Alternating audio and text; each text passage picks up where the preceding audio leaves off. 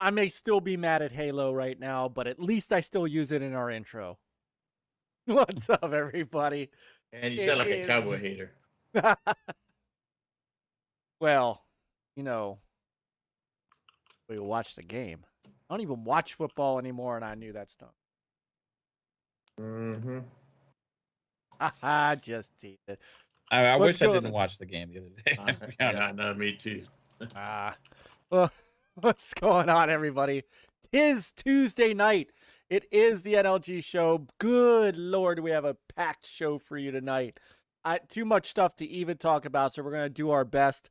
And could not have picked a better night to have the return of one of our great friends, great gaming family, great brother of ours, Brother Mav. Fun Speculations in the house tonight. What's going on, Brother Mav? What up? How's it going, everybody? Chat, I see awesome people already here. Good to be here with Myke and Chris and Peter. Feels like it's been forever, dude. It's been a long time, but it has. I'm here, and we got. You're right. This is a good time to have the show because holy cow, we got a lot of stuff to go over, a lot of stuff to dissect and talk about. It's gonna be a blast, dude. It's gonna be amazing. What's up, Michael Garvey and Yeah. Hasslehoff and Geeks and all these awesome people? What's up, Trinity? What's up, Spooky? How are y'all doing? Spooky and Trinity. So, real quick, have to just make a quick announcement. You may have heard it earlier on Retro Renegades. I just tweeted it out. I got to get them added up and everything, and I will. But it is my unbelievable, absolute pleasure, just blessed to all get out, to formally welcome both Spooky and Sister Trinity to the Gamers United Guild. They formally invited them Sunday night. Well, Spooky, I got Sunday night. Trinity, I had to get on Monday night. But both of them have joined us, and we just absolutely cannot. I can't tell you how blessed and happy I am, and they're just unbelievable, awesome people. I've known Trinity for a couple years now, catching her streams and stuff. She's actually going to be streaming later, so when you guys when we're done here, we may not be done here. I'm sorry, Trin. Tonight might not be a night in which we finish till like 3 or 4 in the morning. Yeah, that ain't gonna happen. So, but she'll be streaming later on, so we go check her out afterwards, and of course, probably after that, at 3 or 4 in the morning, Brother Mav will be on streaming something, because that's how he rolls. I love my phone buzzing at like 2 a.m. and I'm like, who is? I look up and I'm like, notification, Fun Speculation, just playing games. Got a game sometime, right? Right. Yeah.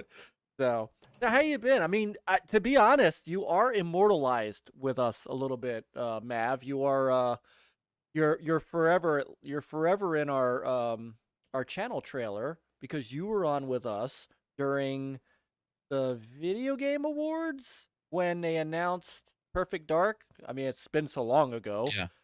So, and we it's like 2 years ago. Which one? Right. That was a Game Award. That was a Game Awards in 2021 or no 2020. 2020 Game Awards. Yeah. Yes. That's hindsight right there. You were. Yeah. I still feel like I'm so new at this, so it's weird to think about that. You know what I mean? Yes. That's Peter awesome, was. dude. Peter was doing good. Peter was late, so we had him as a cardboard cutout for a little bit there. He was late coming on to that show. Right. I remember. That's right. That's true. So, how you guys good? been, man? It's been a minute. Yeah, I'm doing good. I got there's a lot going on. We got more shows and doing all these different things, and trying to do all these co-streams and streaming games, and we have 3. We had 4 podcasts for a while. That was too much. So I have 3 now. But just having fun, dude. Busy at work and trying to have a good time with all of this and the amazing community and everything. It's been a fun past 2 years, and it feels kind of like it's been almost that long since I've been here. I don't know how long it was. That the last time I was on the show was the Game Awards. God, I hope not. Might be. Thought it was sooner. It may. It's so hard to remember. It you is. know what I mean? It is. It's, And I know I hung out with you guys last month over on Xbox Ultimate, which is always a good time. Yeah. You know, we and I razzed you know- a little bit. Just a yes, you little bit. did. Yes, you did. And it's okay. It's all right. Believe me, the razzing I get from you guys and Wilmy and that kind of stuff is nothing like what, you know, Mav, of anybody, you know the shit I have to put up with sometimes. Yeah, absolutely. It's some and nonsense out there. it is. And we're sorry once again that Sister Caitlin ducked us. I know she was able to use school as an excuse. She's helping my daughter with homework right now, actually. So I was down there like right before you gave the call in here, trying to help a little bit too. Got social studies tonight. Oh my goodness, what grade is she in now? 6th. Oh my Sixth. God, what's Crazy. going on? Wow, she's only a year younger than Seth. Man, Oh really? Wow. amazing. Yeah, it's so fast, dude. The last 2 years changed a lot. You know, it's It did. absolutely crazy. She's a 16-year-old, pretty much. But she's No. Well, it's great to have you as always. You know we love you. You know I such great. We miss Fun Pop too because we miss getting our non-gaming fix. But I it's miss great it too. great Honestly. to have you. Peter, I did see Yeah. uh, Quick shout out to Michael Garvey for he's a member for 1 month and for the super chat. He says, Mass PM in the PM is appointment viewing, just like the NLG show. indeed. There you go. Brother Thanks, Pong. Mr. Garvey. So, what is up with Pong? Pong works in the evenings, doesn't he? That's his. Yeah. Because we do miss him too. So He works like all day. Like he works early, and then he doesn't usually get home until like 8 at night or so, or later. At sometimes like Fridays, he gets home from work and he hops on the show, and sometimes he's late for Xbox Ultimate because that's just when he got home. And we go live at 9 Eastern, right? So it's 8 his time, right? Because that's the Central Time, my time too. right. And so he doesn't get home sometimes till like 9 o'clock on Friday nights. Damn. But he still leaves early, just a busy guy. And the way he finds time to still do all the shows that he does, and all of keep up with all the news, and still be able to play games as much as he does and everything, like with as many hours as he works, it's absolutely crazy. The guy's an animal. So shout out to Pong. He's not feeling well right now, so Yeah, hopefully he feels better. He's all over the place too. He's like on the podcast almost every day. oh yeah. Hey, so many followers now. But I figured it out. He follows everybody back, so that's what it is, I think. Yeah. That's what I do. It's like a follow for follow, and that's cool. You know what I mean? I have nothing against that. It's just funny, But Pong is everywhere, dude. He's like, was he on 4 shows? I think. Yeah. Well, and 4 or 5. Right. Yeah. Right. If you're including living split screen, which is sad. I don't get a chance to. Right. The weekend shows are the hardest for me to check out. Yeah. At least Xbox Ultimate on the way home from Temple, I'm able to catch that a bit. I feel bad because I can't catch Axel's show, which comes on like the hour before yours, the Iconic Video Games podcast. I can't even check him out because I'm like I can't like be in services going.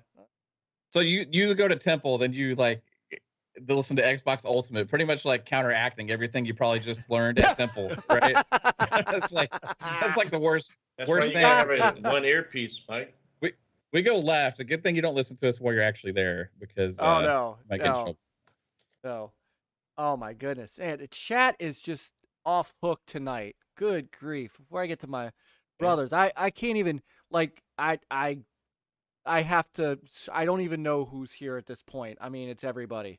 It's gone so far up the scrolling here that I can't even scroll to the beginning. But so you see, Qeorge is here, brother Qeorge, brother Hasslehoff, brother Sean. The King Crab has arrived. Brother Nick, Geeks with Cash. Of course, I did say brother Spooky and sister Trinity are here. Boom, boom, kaboom. He's coming on in a little bit himself. Brother Noop is here, at least for a little bit. And brother, here he is. Brother Boom is here. the other boom, the actual boom is here. What's going on? We Ooh, are being boomed. and well, next month, man, this would have been a great night. I'm sorry, but had no idea, and I wasn't gonna. I love you, Boom, but I wasn't gonna bump Matt for you. I'm sorry, but we've got Brother Boom. So I was on Primetime Gaming in June, and it was an awesome time. I had a great time, and had a chance to get to. I've talked to Boom a bit behind the scenes, and in October he's coming on, so I'm making that happen. We've got a couple more weeks. I got at the end of this month we got Myke from Digital Eclipse coming on, and we're going to talk about the Cowabunga collection and the Atari 50th collection. And Myke has been a good friend of ours for a very long time, so he's coming on. And then we're going to have in October we've got Boom coming on, we've got Wilmy coming on. And I'm just going to keep racking up people. I got to say, one of the things that has amazed me about what we're doing is I've got people that are DMing me, hey, when are you going to have us on? When are you going to have me on? When are you going to have me on? And I'm like, I got to keep a spreadsheet now. I'm not kidding. I actually have a spreadsheet of who has requested coming on the show. So thank you to everyone who who we have on, all of our guests, all of our friends. You guys are family, and it's just awesome. Brother Sean's in the house. Chris, we got a mass hole sighting in the chat. Cousin Might be some crabs in that mass hole too. Mass hole. We got Cousin Born is here, and if I missed anybody, Brother Dread is here. If I missed anybody because I can't scroll up because you guys are so friggin' awesome that the chat is already hopping, I apologize. Let me know if I missed you, and I will say hi. Brother Chris, how you doing, man? We're gonna try to get through these really quick because we gotta roll. We got so much to talk about. How are you? Good. Just been working, and I haven't really been gaming much lately, because since football started, and that's what I was doing all weekend. I did a little bit of Saints Row, but not much. So maybe I should have been gaming Sunday night instead of watching that game. Yeah, can't help you with that. Yeah. Brother Dorkside. I miss Brother Dork. He's here. What's up, Brother Dork? And Brother Rich is here. Bacon Ice Cream Did you get a Driz? Driz was the first. Oh, I did get Brother Driz. And Okay. Kalari, welcome. Oh, that's right. TGS. There's all kinds of stuff going on. Brother Peter, how are you? What have you been up to? Trying to finish Flynn, Son of Crimson, because it's leaving Game Pass, I believe, on Thursday. I'm really close to the end, so I'm like racing against the clock. It's a cute little platformer, so enjoying it. Nice. What have I been doing? I have been playing Cowabunga Collection, of course, and I don't know why, but I've had this strange desire to go back and play Forza Horizon 5. So I've actually been playing Forza Horizon 5 the past week. I have no idea why. Just I need to jump back on. We need to have a game night on that. we do. So Yeah. Noob said so many podcasts on State of Play. Did everyone take a day off work or something? We got lucky. See, usually State of Play is on Thursday, and that's usually when the NLG show was on. So we used to cover it live, but right after. But Yeah. I think Jim Crine got the message, so he kind of like yes, moved a little bit. this is his penance. Is he went ahead and moved State of Play to Tuesday so that we could cover it, without. So that's it. So Timmy's in the house. What's up, brother? It's Timmy, and there's Sister Caitlin. What's going on, Sister Caitlin? And brother, what just happened has just arrived. Man, you guys. All right, we're filling up quick. Not that I don't want to sit and talk with everybody and chop it up with the chat, but man, we got a lot to go over tonight because holy crap. This week has been news filled. So we're gonna start with the stuff that is kind of non-game, because I got plenty of videos to show, and I'm not gonna lie, I'm still downloading the Nintendo Direct stuff. So we're gonna start with some of the stuff that's gone on earlier in the week, and we'll make our way forward to State of Play and Nintendo Direct. So, Peter, take it away. Jim Ryan versus Call of Duty. Or should we say Jim Cryan, as I said Or earlier. versus Phil Spencer. Or Yeah. I almost put that. But He called him out. Called him Mike. out. He- But you yeah, know what he Phil did. Spencer said, "I'm sorry. I'm over here getting my shit together. I don't hear what you're." Okay, last Okay, week Jim got baited. I think Jim just got cocky. Look, I'm You making should go sure one that on one and Call of Duty, and then go from There there. you go. I'm gonna Celebrity pull up. Deathmatch. Remember that Yeah. show on TV? Right. Play versions of Yeah. Phil Spencer and Jim Ryan. Right. Go at it. All right. So last week, on the last show, we talked about the CMA, right? And we talked about that the CMA felt that the Activision Blizzard acquisition by Microsoft might be, detrimental to the competition, past, present, and future, blah, blah, blah. And we all said, all right, this is dumb. However, Jim, I said it, I don't know if everybody agreed with me, but I said, I don't blame Jim for doing what he needed to do for his brand. I get it. He did the same thing in Brazil. I don't think it's going to work. And I'm like, I don't blame him for that. And then he's got to go and open his mouth like he is wont to do. And you know us. We're multi-plat. My PS5 sitting over there. Collecting I play dust. it. No. Well, okay. So I wasn't going there. But, Well, I think your Xbox is collecting dust too. Only Well- the VCS is. well, my Yeah. Atari VCS, I know. You But just need to clean your house, Mike. but every time I give them some sort of okay, let me give you a little leeway on this because I understand it's business and stuff like that. Jim's got to open his mouth. So Jim brought out into the public that Microsoft's deal to keep. Now, Microsoft came out, as everybody knows, and said it's our intention to keep Call of Duty on PlayStation. And like we talked about last week, it makes no sense not to. It's a juggernaut. Take that money. Minecraft takes that money. Take that money. Do your marketing deals, bring the people over, but the people who don't want to come over, the people who don't want to go from PlayStation to Xbox, fine. They can have the game too. Microsoft reaps all the reward.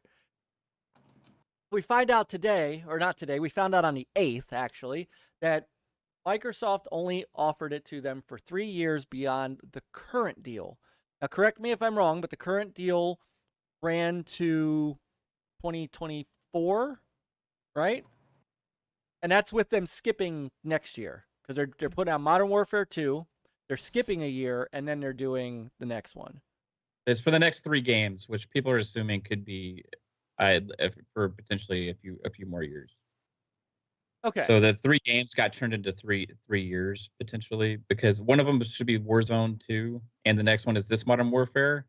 But then there's probably a 2-year. They already announced there's a 2-year gap between the next Call of Duties. So So it'll be we're not 24 expecting the then. next Call of Duty for another 2 years. So it's at least for another 2 years, but potentially 3. Right. So you're looking at 2020, right? So 2024 at the earliest that would be up. Right. Then you got 3 years past that, which takes them to 2027. The end of So- the generation. Jim Right. Ryan wants generations. There he got it right there. Peter is salty today. I love it. This is the salty Peter I love. Yeah. But let me read this out, because so here's what Jim Ryan said to Game Industry Biz. First off, he said, I hadn't intended to comment on what I understood to be a private business discussion, but I feel need to set the record straight since Phil Spencer brought this into the public forum. I'm going to start there. First off, No, he didn't. I don't even remember Phil Spencer ever saying we're only giving PlayStation 3 years. He is the one who said we simply intend on having PlayStation on, or Call of Duty on PlayStation. He never said anything about how many years it was going. So now, what he's referring to there, Myke, was The Verge had reached out for comment, and Phil responded to The Verge, right? And The Verge had a comment from Phil where Phil said that we have sent PlayStation a signed offer, pretty much, or he said it signed agreement, but pretty much what he means is offer, stating that we will keep Call of Duty on PlayStation for several more years, far exceeding in the industry standard. That's from Phil's words to The Verge, and that's why Jim got upset. yeah, but remember, this even before that, Phil tweeted out, I had a great call with Sony. Yep. Our intention to keep Call of Duty on PlayStation for many, many years to come, or whatever the tweet said. This is not new info that he gave The Verge. So then Ryan says, Microsoft has only offered for Call of Duty to remain on PlayStation for 3 years past the current agreement between Activision and Sony ends. After almost 20 years of Call of Duty on PlayStation, their proposal was inadequate on many levels and failed. Let me highlight this, because this is my favorite part. Failed to take account of the impact on our gamers. We want to guarantee PlayStation gamers continue to have the highest quality Call of Duty experience, and Microsoft's proposal undermines this principle. So I tweeted out that the day, so everybody was calling for Phil Spencer to be fired because he was whatnot, and I'm like, okay, whatever. But I tweeted out, the day that Phil Spencer allows his competition to dictate to him what he does with his games is the day Satya Nadella should fire him. How brazen do you have to be to say, well, you know, Microsoft didn't take account, you know, the impact on our gamers. That's not his job. That's not Phil's job. Phil's job is to be a competitor. I have competitor and it's going to be, you know, take care of his gamers, Xbox gamers first. But he can't. I mean, competition. He pays to have games being kept off Game Pass, kept, you know, content off their competing platforms. I mean, he just did it what today. About the undermining those people? Yeah, right. Those players. I mean, that's like, that's not his job. His job isn't to care about the PlayStation fan base. His job is to create revenue and monthly monthly active users for his ecosystem. He didn't buy Activision to worry about Sony. He's giving Sony more than honestly. If it's me, I'm Phil. I'm like, okay, pound sand. Don't you guys have SOCOM? Have at it. That gets me. Well, I mean, that's the whole reason why they picked up Bungie to help them with the live service games, and you know, maybe if they do a SOCOM, Bungie will help them with that. But he definitely, you know, of course, he's doing this because, you know, he's trying to, you know, he's trying to take care of Sony as far as going into this gen. They've kind of been losing ground, and you know, with the ZeniMax deal, and then here, you know, all of a sudden now, Xbox, Microsoft are acquiring Amazon. I mean, not Amazon, Activision, and so it's kind of like, oh shit. And so he's trying to use the social media and the public to help him, to get his point across, and maybe get a deal out of this. Maybe, make it look like Xbox is the bad guy. They don't care about, PlayStation gamers. They want to take Call of Duty off PlayStation in a couple of years. And that's what he's doing. He's just trying to. But no matter what, the deal's going to go through. He's putting on a show, right? Huh? He's putting on a show. Oh, Jim he is, is. right? Yeah. He's using the He's trying to social media. To go to, make the his point. regulators in UK put on a show first with their actual tweet. That was like kind of weird. You know what I mean? They're putting that out in public like that. And now Jim's like putting this out as a show to try and get people behind it, because he wants them to feel like this is affecting the people. This is affecting our fans. This is affecting the people that you made that tweet about, CMA, right? This is affecting our gamers, right? And that's who you should be protecting. That's what he's trying to come across. It's affecting his bonus with this show.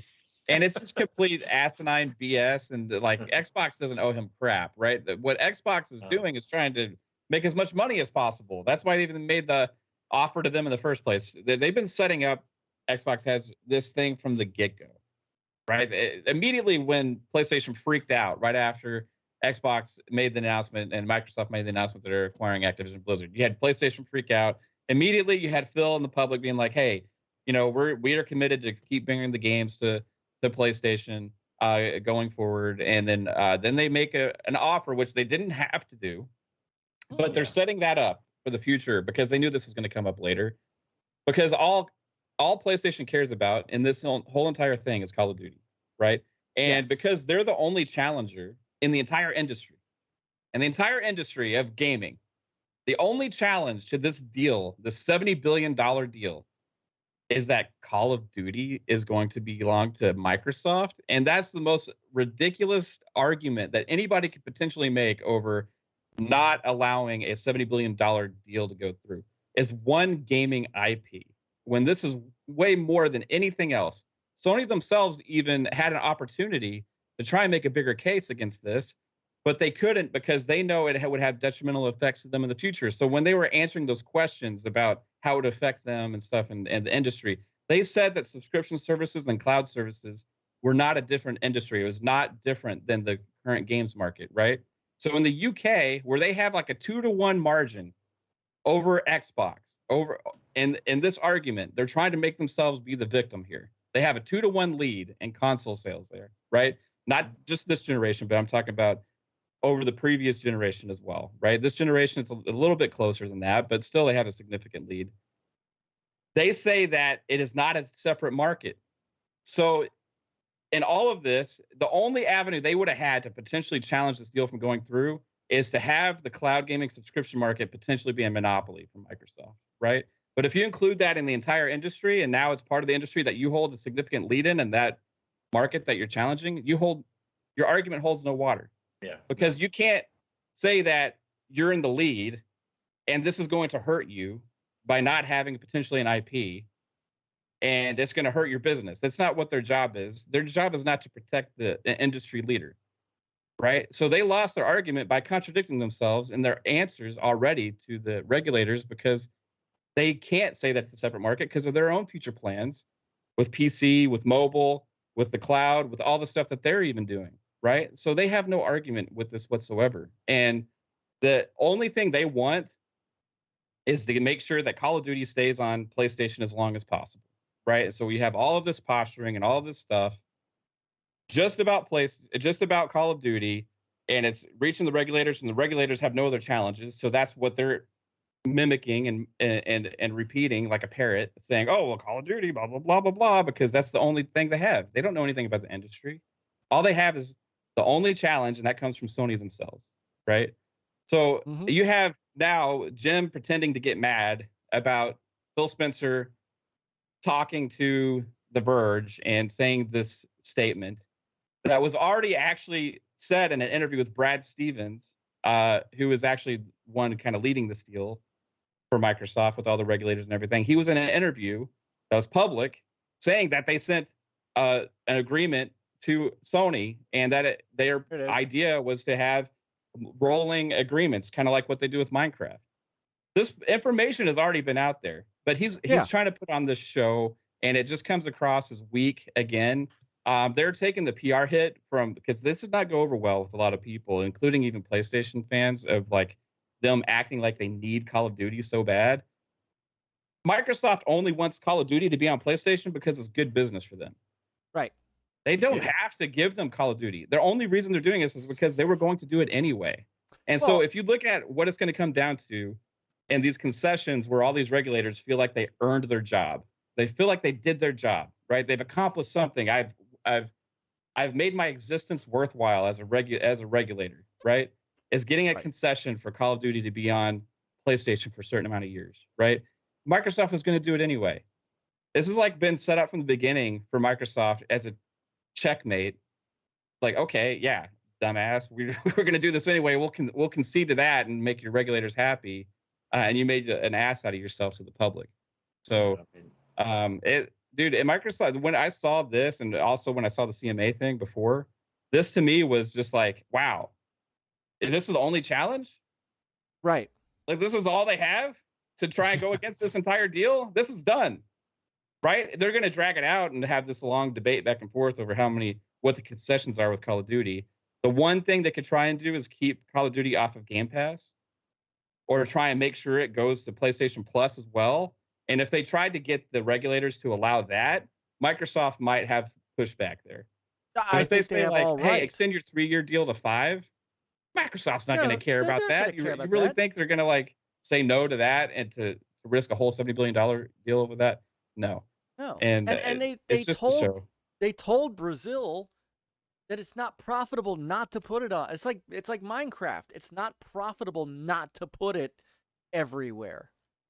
Yeah, it's just good business to have it on PlayStation. I mean, that's more people play Call of Duty on PlayStation than any other platform, I believe. Well, and Microsoft is going to that's change. Because but that's going to half change. The people don't know it's also on other platforms. Right. Remember, that's going to change. To a store and all you see is like, oh, it's PlayStation. Like, that's because of the marketing, the brand identity that they've had, and that's going to go more to Xbox. This is going to hurt Sony. Sony's going to take a hit, right? Marketing wise and part of that value wise, yes, it's going to take a hit, but it's not wise. It's not the everything. But it's not the regulator's job to keep them number one. It's to make sure there's still competition in the industry.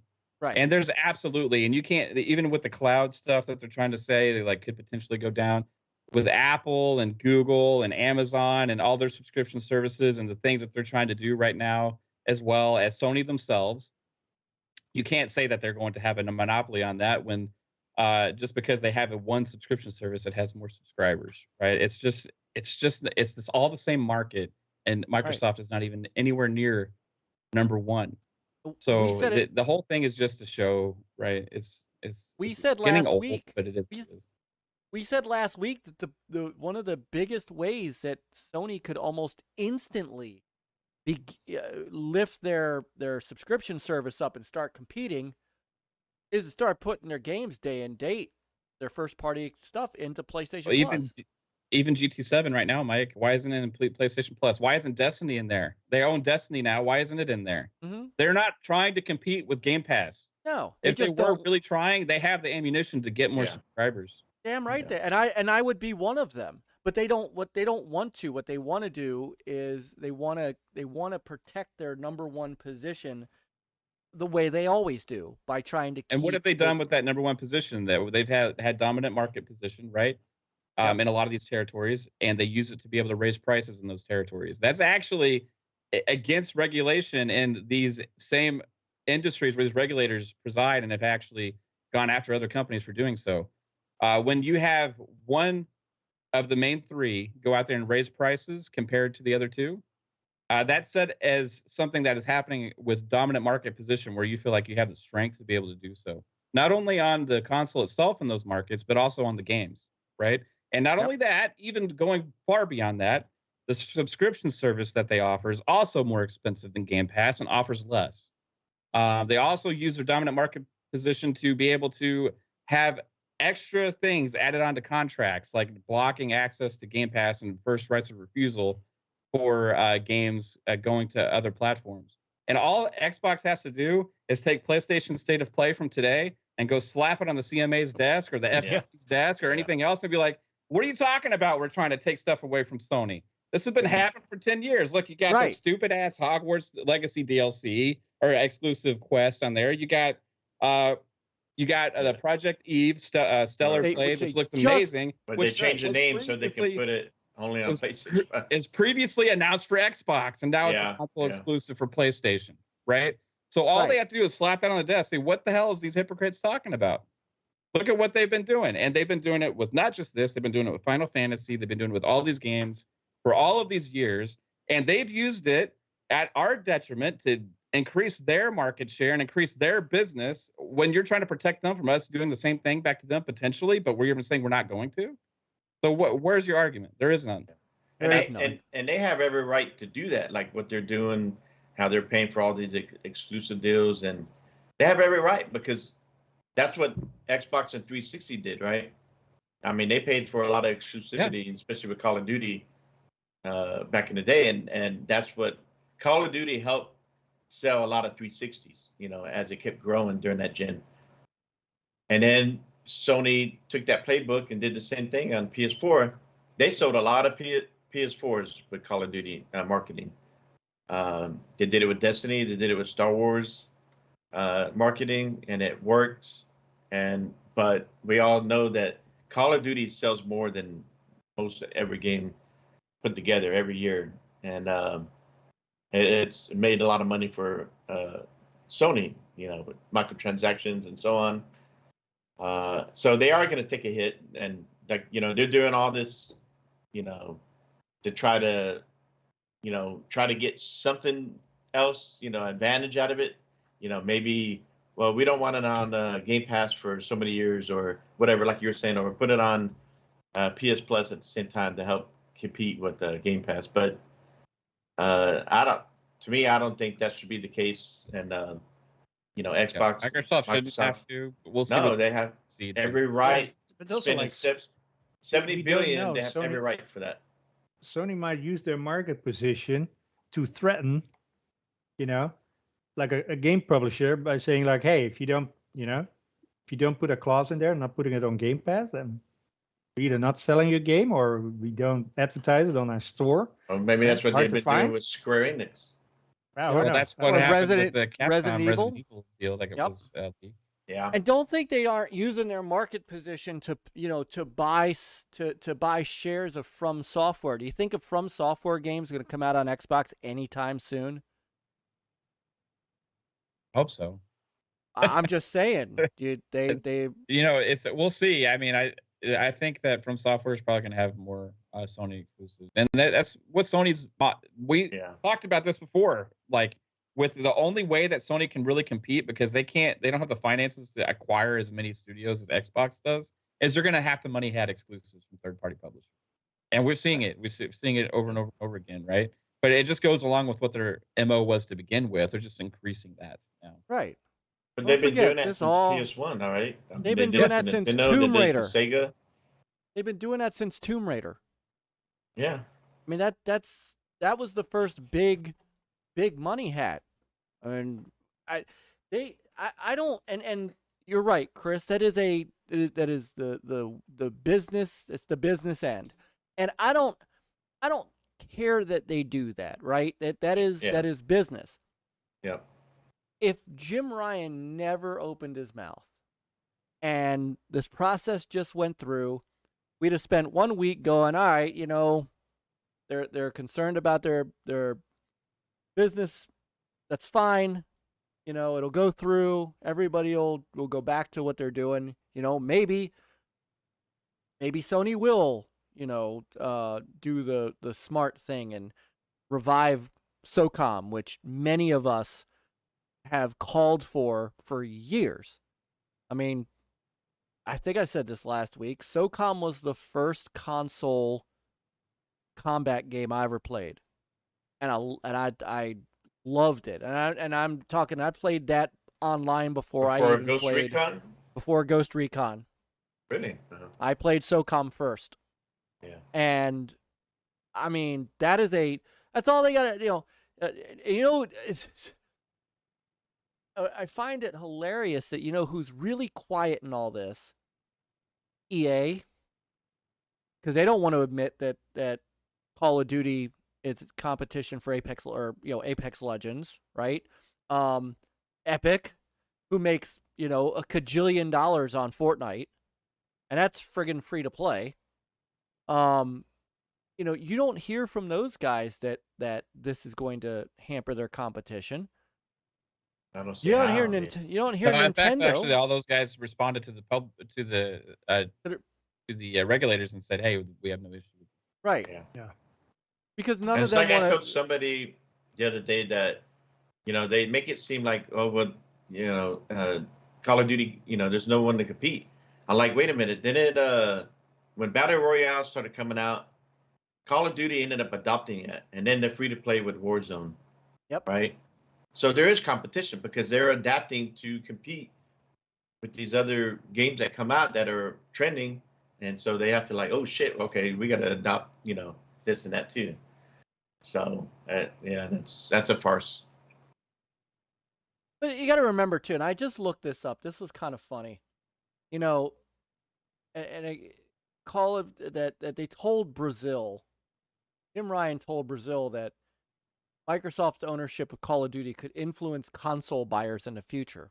Well, no shit. Yeah, no shit. Yeah. No shit. What do you think? What do you think marketing it and putting your name on it and having year of exclusive content on it and being exclusive, having exclusive deals with the esports communities?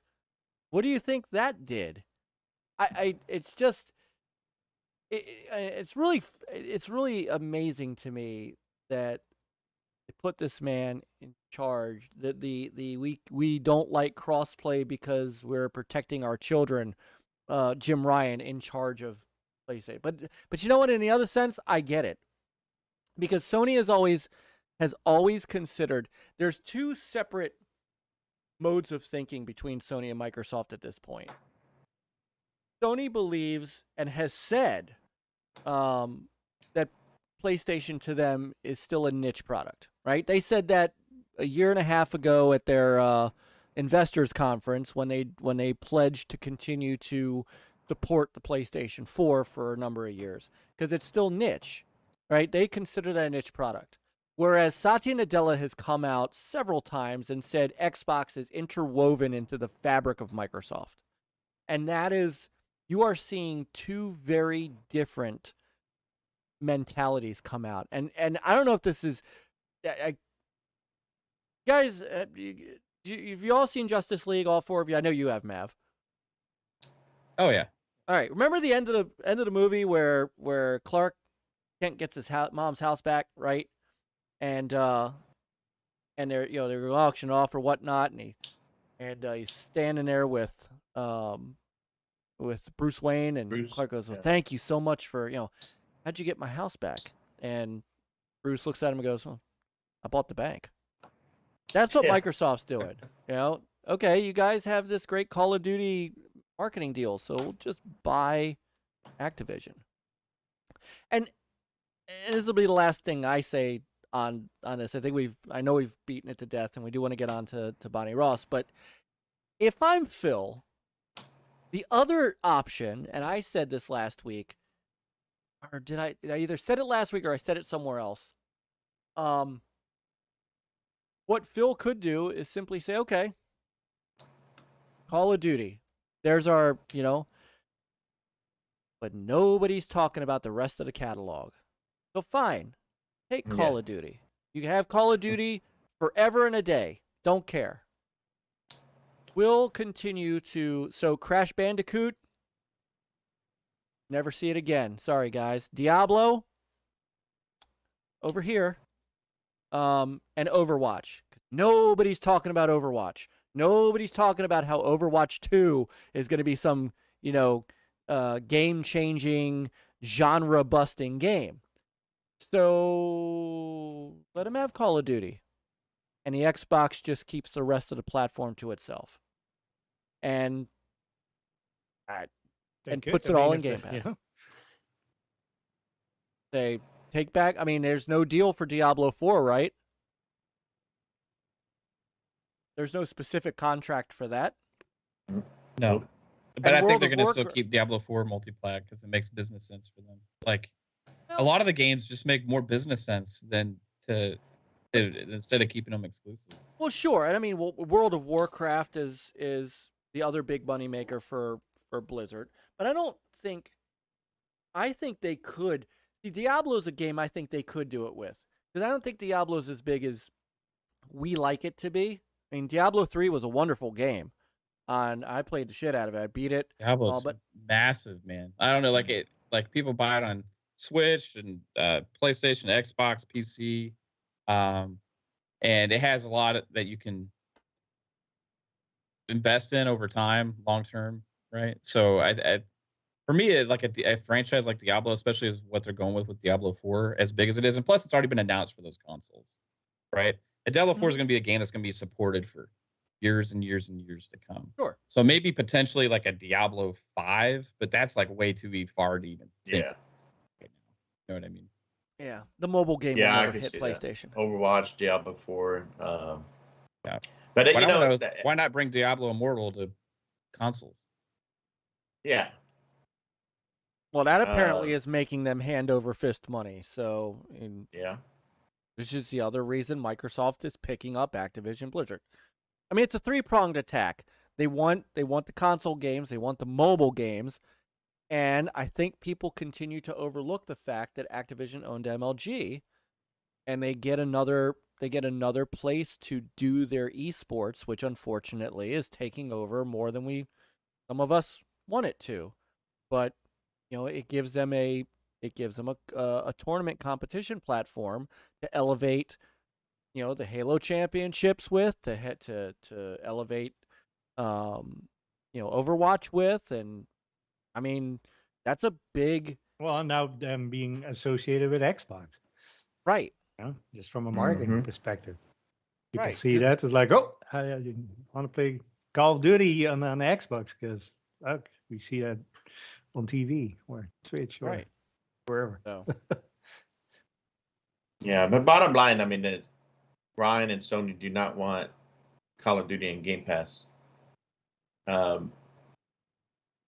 And of course, they're worried about losing players who have a choice to go either play it on Xbox console, mobile, or PC, right? And that's the thing it's funny. They act like they're hurting PlayStation gamers, but the PlayStation gamers have a choice, multiple choices, devices to go play Call of Duty on that they want. And so, all they have to do is play ball with Xbox, keep Call of Duty on PlayStation, and then the gamers have a choice, because Xbox they're not so worried about competing with Sony to win the console market, space, because Xbox is playing in every market, and it's not just about console. So, but Jim Ryan and them, they're worried about that, so they can have it if they want, because I'm sure Xbox is happy to, in the future you keep seeing Steam sales are high, and mobile, once mobile keeps growing for them, they put more games on there. Because right now, if you want to play cloud gaming, you have to pay for a Game Pass Ultimate, right? yes. Yeah. So I wonder how are they Except gonna? the free-to-play ones. Yeah, true. Yeah, except for Right, Fortnite right. right now Fortnite. is the only one. Yeah. And I know we talked What about it about before, Halo? like Halo Infinite. Do you have to? I think I don't even think that's one of them yet. But I don't think they've the done it free-to-play yet one? where you. Yeah, I think you I don't have think to. You don't have to have. I think you have to have Xbox. a game Live. account, like at least an Xbox Live account. You have to have an Xbox Live account, but you can't play cloud gaming. I don't think on it. Yeah. Right. I think Fortnite's the only one with that, but you can play Halo Infinite multiplayer without having Game Yeah. Pass. You just have to have an Right. account. Yeah. So it'd be interesting how they are able to offer that on mobile without, the way people can subscribe for just like mobile gaming, Xbox. And I guess once the deal gets done with Activision, it has a big market with the mobile, and that they could probably help them with that. So be interesting. It will be. And I do want I'm scrolling up there. I do want to highlight something Geeks with Cash was saying, which is true. It's funny how people rail on Call of Duty every year, but it's still the highest selling game of the year. Like, nobody wants to play it, but then they play it. Because it's not the people on Twitter bitching about No. it. Well, Yeah. this is true. Yeah. This is a good point. It's that's such a small subsect in the community that we are. Yeah. The loud like gamer that actually follows all this news and cares so much that we have shows and talk about it and rant on Twitter about things we don't like. Like, there's so many more millions of gamers out there that aren't us. That The rest is you know? busy playing. Yeah. Yeah, I Right, mean, they they're don't either have playing time or to be watching. on, If they're right. watching content, they're watching a streamer play something that doesn't have an Right. opinion about anything. They're just playing the Yeah. game. I got a coworker that him and his sons, all they do is play Call of Duty. They're all They watching. they're not, you know what I mean? That's all they do. One son's on PC, the other two, they're on Xbox. And that's all they care about. Or they're all watching Mav play Battlefield. Oh yeah. So good now. It's Yeah. so Hey, so maybe, you know, Sony's like, all right, well, we don't have Call of Duty marketing. I guess we'll go to EA and we'll do some Battlefield marketing going forward. Yeah, they could. They act like They can, right? can't replace I Call of mean- Duty, and all it take. I mean, you don't even have to replace it one for one. You can replace it with multiple different games, or Yeah. you can replace it with. You can go to EA and say, "Hey, EA, I got an idea. All right, let's. You know, we've been behind Call of Duty for so many years, you know, but guess who Mhm. made that game? You know, Vincent Pella, those guys at Infinity Ward. Well, guess what? They're Respawn now. You got all the talent. They went on to make these games. You know, you have another franchise called Medal of Honor that was Call of Duty before Call of Duty became Call of Mhm. Duty. Oh, Why don't yes. you bring back Medal of Honor, put everything behind it, put Respawn behind Medal of Honor? Guess what? We're going to fund the crap out of the development. We're going to give you marketing rights. We're going to do all this deal. Just make sure you give us all the DLC and content at Yeah. first here, and let's do that. And guess what? You know, we'll make Medal of Honor one of the biggest gaming franchises ever. And it could take off if you put Vincent Pella behind another military shooter that was a Call of Duty-like type game. You already have an IP that's been successful in the past. They did make a VR game, Medal of Honor, recently, which actually won like an Oscar or something for the writing, and that was actually Respawn that did that. So you got either Battlefield, you got Medal of Honor, which is third-party shooter, first-person shooters. You got all these battle royale games you could get behind out there, and all these other things. Like, the whole thing about Call of Duty is just protecting their bottom line for the near future and making themselves trying to play this game so much to be able to try and protect their hit that they know they're going to take.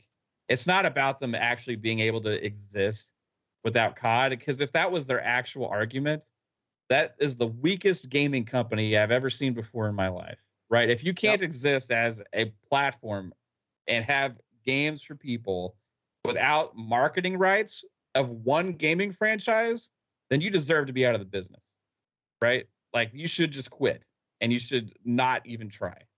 But that's not what's going on. They're playing that just to try and get this deal as good for them as possible, because they're trying to be arrogant and be Sony. Right. Yeah. I get the feeling that Nick doesn't like Call of Duty. I know, I'm asking him, you don't want Call of Duty on Amico? Call of Duty may not even be the strong brand it is today in 5-6 years from now. And Yeah. not, I think- I don't know. And Who knows? Well, It's a very. Nick's I not think gonna buy Meta it. said it in their response. Is like, it's a very dynamic market. You know, things change all the time.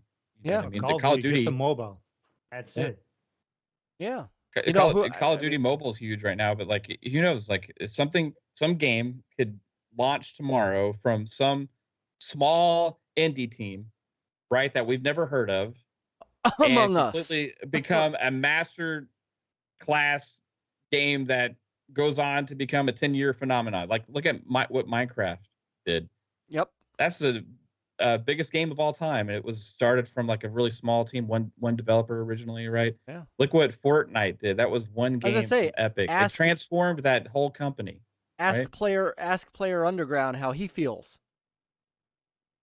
You know, PUBG was the game, right? Everybody had to have it. Everybody was playing it. Millions and millions and millions. Along comes Fortnite. You know, It can be done. And my last point, the only other reason that I think this is such a hypocritical nonsense BS argument that should be rightly slammed down is I would if I'm Phil, I ask the CMA one simple question. Hey, you really think if Sony was purchasing Activision that Xbox would ever see Call of Duty again? Of course not. If Call of Duty went to Sony as an owned IP, they would never put it out on Xbox again. No one would bat an eye. If they had the Now- choice, yeah. Not even if they had the choice. They wouldn't. Well, yeah. I mean, it's like Bungie. Bungie's the deal with Bungie was we want to stay multiplayer. So Sony didn't have that choice to make Destiny exclusive. So, but yeah, I agree. If Sony bought Call of Duty and had the choice to how they want to do multiplayer or not, they would. I think they would keep it exclusive because they would be looking at all those PS5s they can sell consoles. Yep. So, you know. Well, I will say this: there's no way in hell that anybody's going to be able to legally keep that game off Game Pass. It's just there's no. I can't think of a single legal ability where they come in and say, well, you know, you can't put this game on your subscription service. Yeah, No one Xbox, would ever. Microsoft is not going to agree to that. No, and they shouldn't have to. Nope. All right, last words on this? Or are we good? I think we're good. We got a lot to cover, Mike. We do. All right. Let's go to the We're next on. topic. We're ready, down. Mike? We're only an hour in. Yeah. Ooh. Hit that button. Bonnie Ross and the future of Halo. All right. So I'm going to start by saying, when I say this, all the love in my heart, shame on a lot of people. Let me bring this up. So I do want to talk about Halo. We didn't have a good chance to talk about Halo last week with Spooky and Trinity on, and how long we went talking with them, and I do have I know you guys, you two have been chomping at the bit to yell at me, but as before we talk about Halo itself, so Bonnie Ross, who, as everybody knows, has been, the head of 343 Industries, tweeted out this statement, and I can't quite get it to be much larger than that. I apologize. While I had hoped to stay with Halo until we release the winter update, I'm letting you know that I'll be leaving 343 and attending to a family medical issue. I'm incredibly proud of the work everyone at 343 Industries has done with the Halo Infinite, the Master Chief Collection, the Halo television series, and so much more. It's been an honor to serve alongside the team for the last 15 years and be a part of the universe that I love. Thank you to everyone in the Halo community for your support. Halo's future is bright. I cannot wait for all of you to experience what we have in store and to cheer alongside you as a fan at the Halo World Championship in October. Axios, Bonnie Ross. So, I know I understand the frustration with Halo Infinite. I share that frustration. But he knows I share that frustration. We've had arguments, debates, friendly family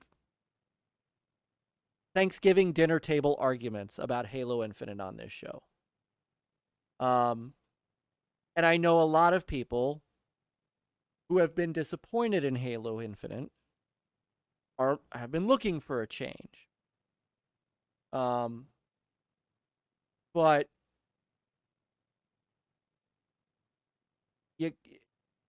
Bonnie Ross leaving 343 Industries, she's not leaving because all the writing on the wall, not leaving because she was quitting before she got fired. She's leaving to attend to a family medical issue. And some of the comments that I've seen in response to this, she had to turn off her replies. Phil Spencer had to turn off his replies. And Phil Spencer never does that.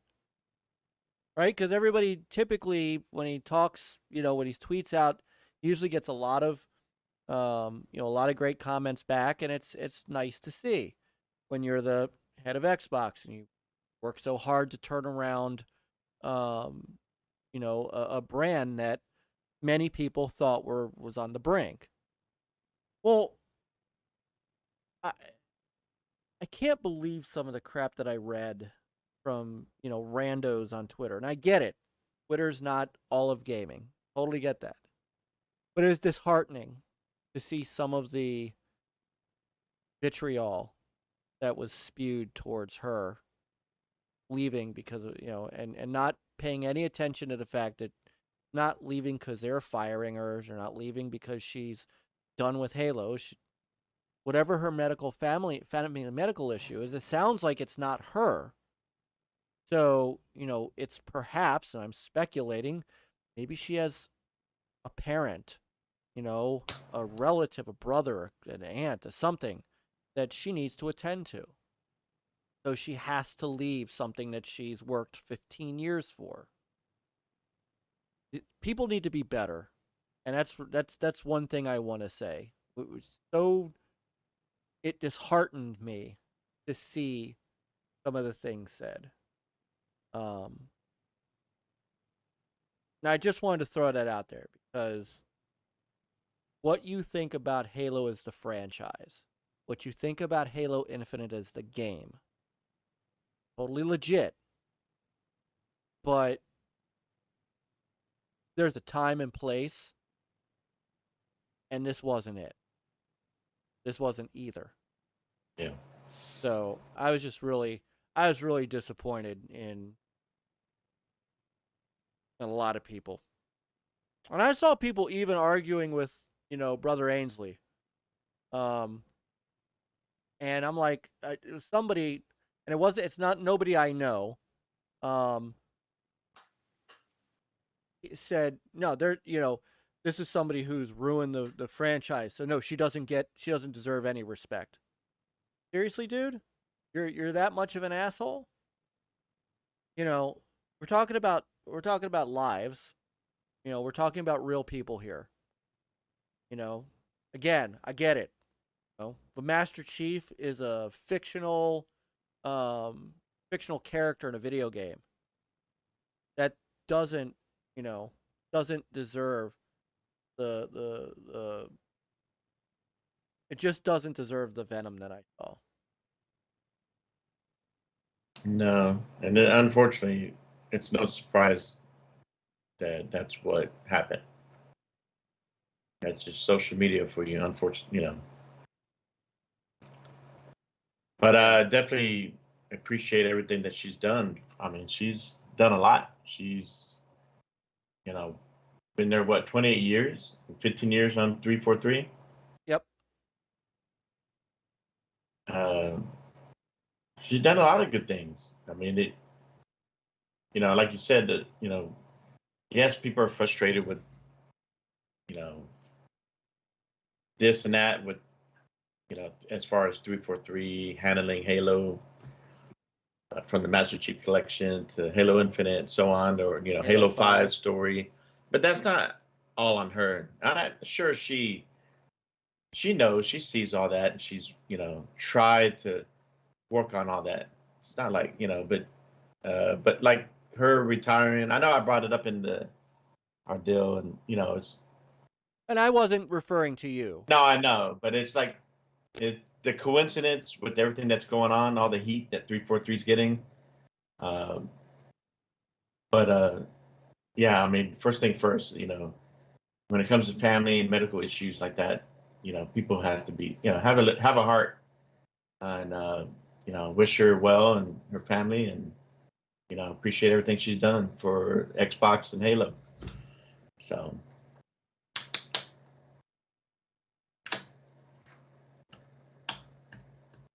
And we'll see where things go from there. Yeah. Yeah. So, you know, you never like to see this, but, No. You know, I just wanted, I felt like I had to, because again, I'm one of those who, you know, frustrated, with the direction Halo Infinite seems to be going. But that doesn't, you know, that doesn't. I was like, wow, no, you just can't. Yeah. Yeah. So with that, pull it up just so I. You gotta pull up the announced so, leadership. Yeah. So with her leaving, and I'm actually surprised at this, and I'll tell you why in a sec. The studio head will now be Pierre Heinze. I think it's Heinze, who was the head of production. Bryant Koski becomes the GM of franchise, and Elizabeth Van Wyck will oversee business and operations.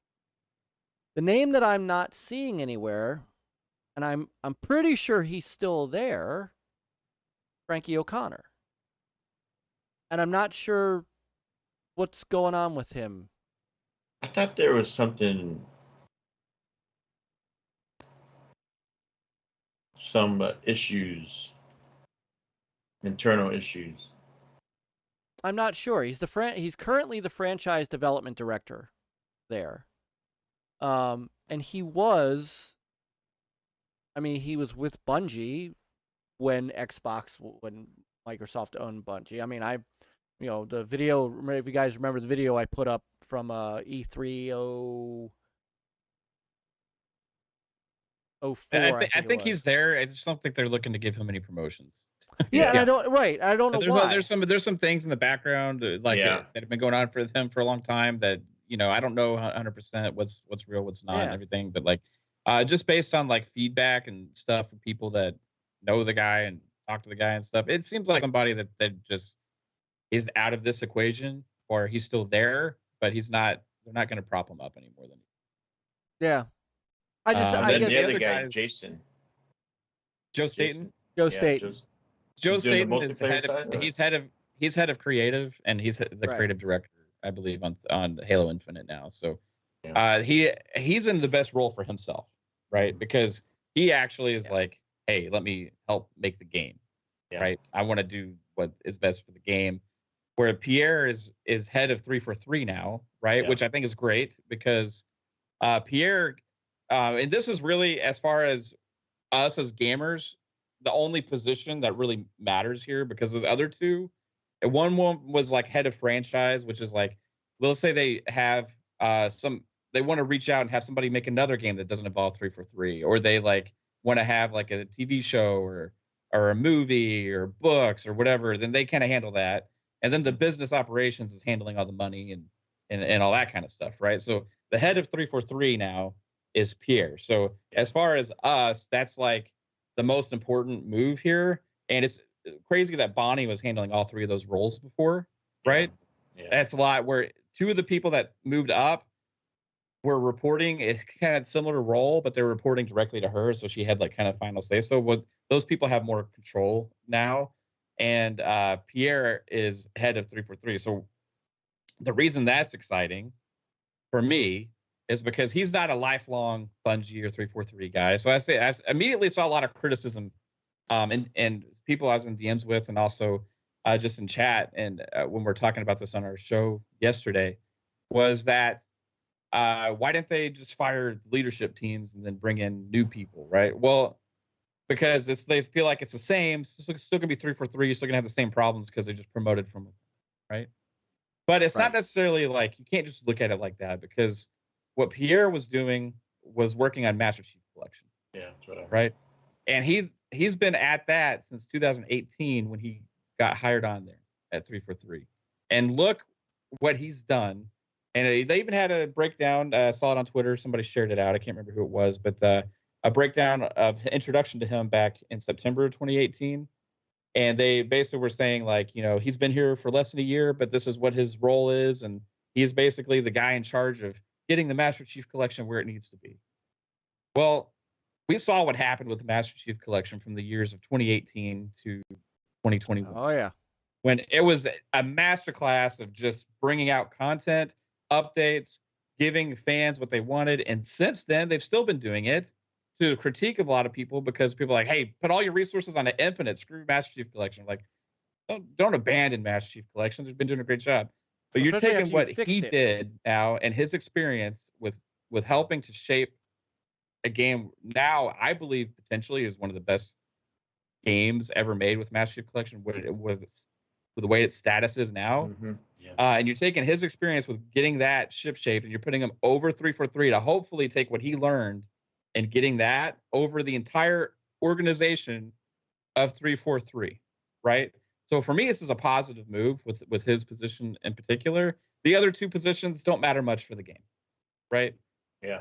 And this is Right. all he has to focus on. He doesn't have to focus on all three things like Bonnie was doing before.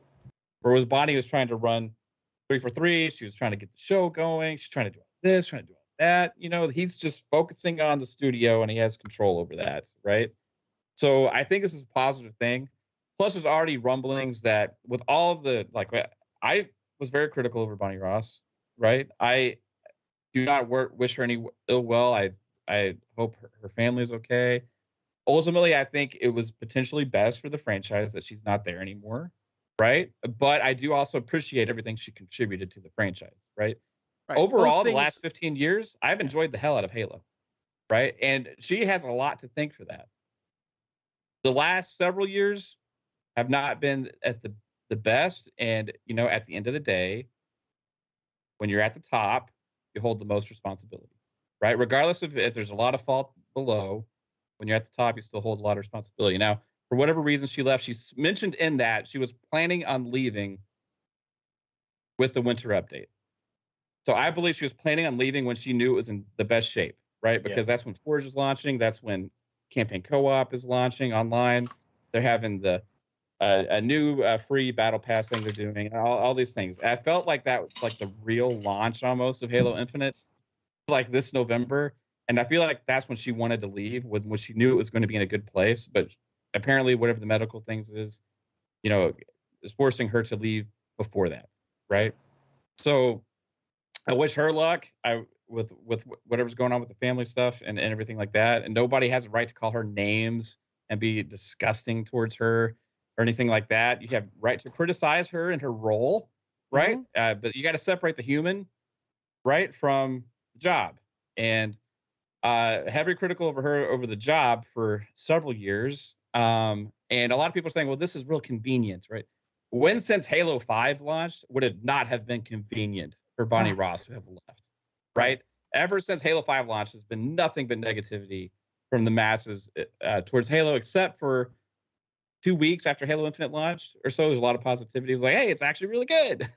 And then the lackluster amount of content came, and you realize that why in this live service game not having any regular content updates? Why are they having to do a 6-month season? Oh, okay. Well, I'm forgiving you because, you know, you're working on Forge and we're going to campaign co-op. Then they do season 2. Oh, you're announced another 6-month season? It was supposed to be 3-month season. What's going on? Like, and then only 2 maps and an entire year of a live service game on an arena shooter, an entire year. You're only giving 2 maps? Because the 2 we're getting later this year are actually Forge maps. So they only actually have 2 actual created maps in engine for 343 in an entire year of Halo Infinite. And that is just like absolutely not okay, right? And a live service game that launched with less content because it's a live service game than most games. So however, things now seem like they're on a positive track. The rumblings coming from the studio now that there's a lot more positivity. They like where they're going. They got some different people in charge. Joe Staten started bringing people in to the Halo team from Bungie again, people that had Bungie experience, some past Halo veterans as well. So we're seeing this like shaping now of where Halo Infinite needs to get, because they've had to spend so much damn time fixing what Chris Lee screwed up in the past. What Chris Lee apparently failed to tell anybody was going on behind the scenes. This is what happened in a lot of videos. We saw some updates from Mint Blitz posted a video, and Jez Corden had released a lot of information regarding like what had been going on behind the scenes with 343. And apparently a lot of this falls back to a combination of Chris Lee, the pandemic and everything, but he was not being forthright, this is rumors, with the head ups at Microsoft and Bonnie and everything at the shape of the game, right?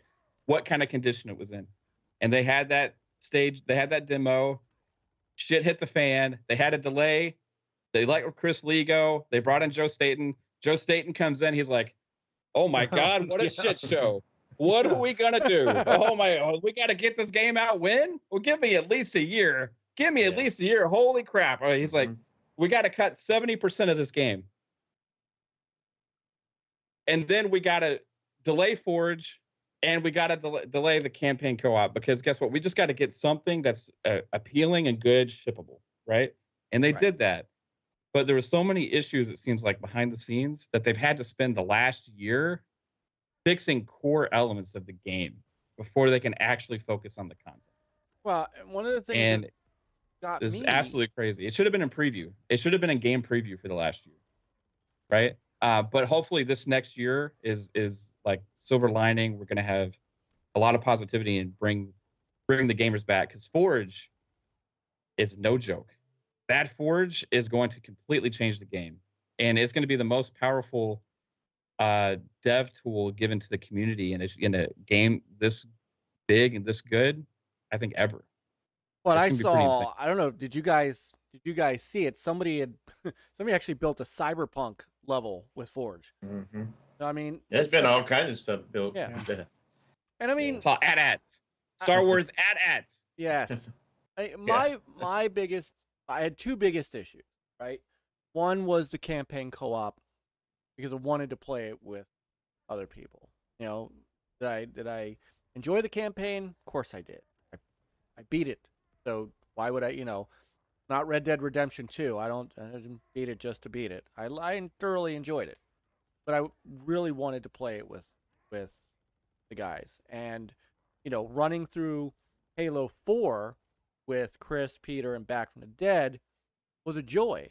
I'm like, this is what I want. And by the time it comes, the sad part is, and I'm just being real, I'm not going to play it, because I've got God of War. I've got God of War Ragnarok coming. That's going to take up a ton of time. And then once we get into 2023... that doesn't have co-op. Come on. Play with your Right, buddies. Peter, we just won't invite him into the game. Yeah, But you and Matt me and that. You know what? Matt. You know you're going to be playing God of War, Peter. I will be playing God of you War, can but stop I also and will be then- playing the campaign. And then we're going to go right into Redfall and Forza Motorsport and that You can still have a deluge. Halo do it co-op, all. Halo Infinite co-op stream night. Come on now. You guys have at it. And I mean, that was one thing. The other thing that really turned me off was launching Big Team Battle Broken. And that reminded me of how, in a way, how broken the Master Chief Collection was when it came out. And I had one good day of Big Team Battle, and then it all went to crap.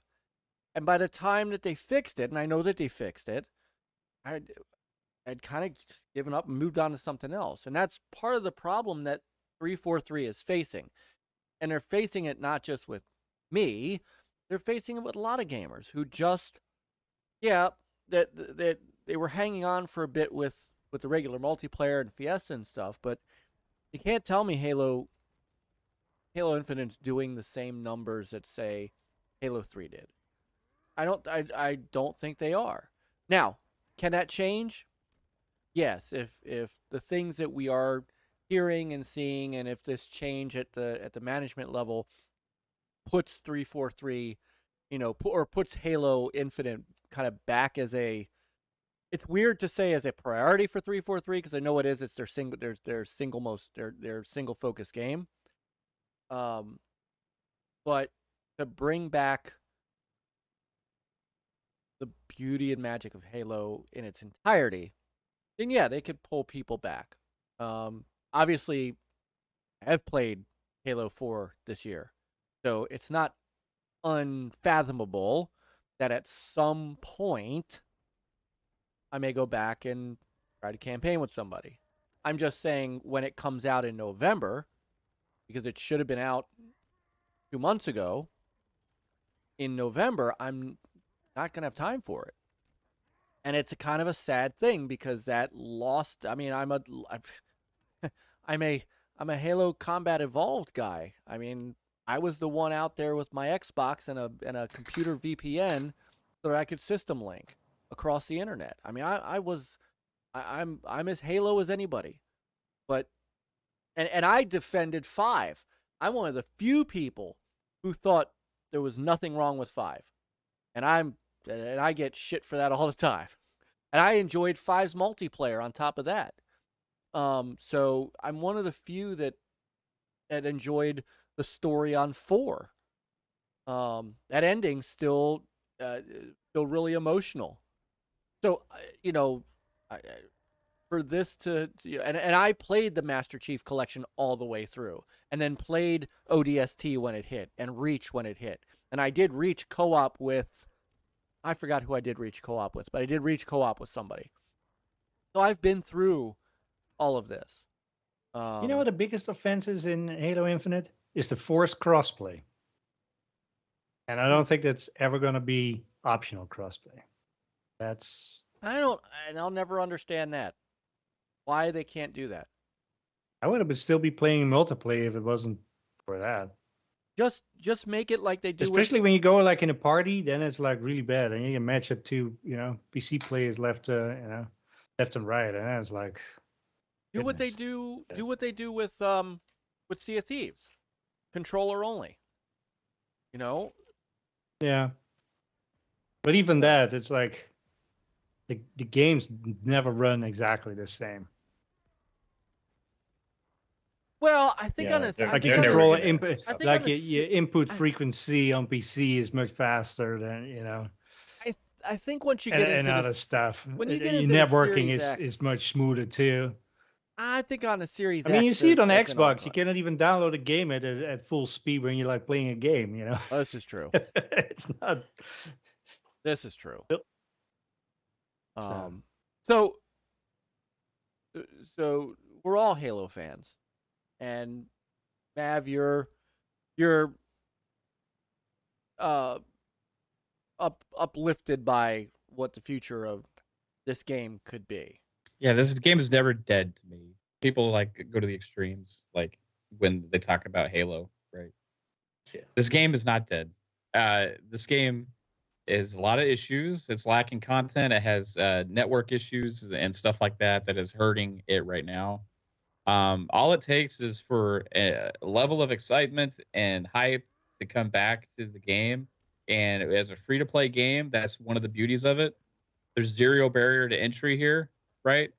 And when you get these content updates, it brings a lot of people back. Now, what happens when you have the Forge come out and you have these amazing map creators out there in the world just making stuff left and right, and the tools that they put out there, you're going to have a crazy amount of content, insane amount of content. You're going to have streamers, some of this stuff, right? Stream some of their creations. You're going to have a lot of crazy things going on. You're going to have new game modes invented, something maybe we never even thought of before. Like it's happened in Halo in the past. Think like Griffball and stuff like that, right?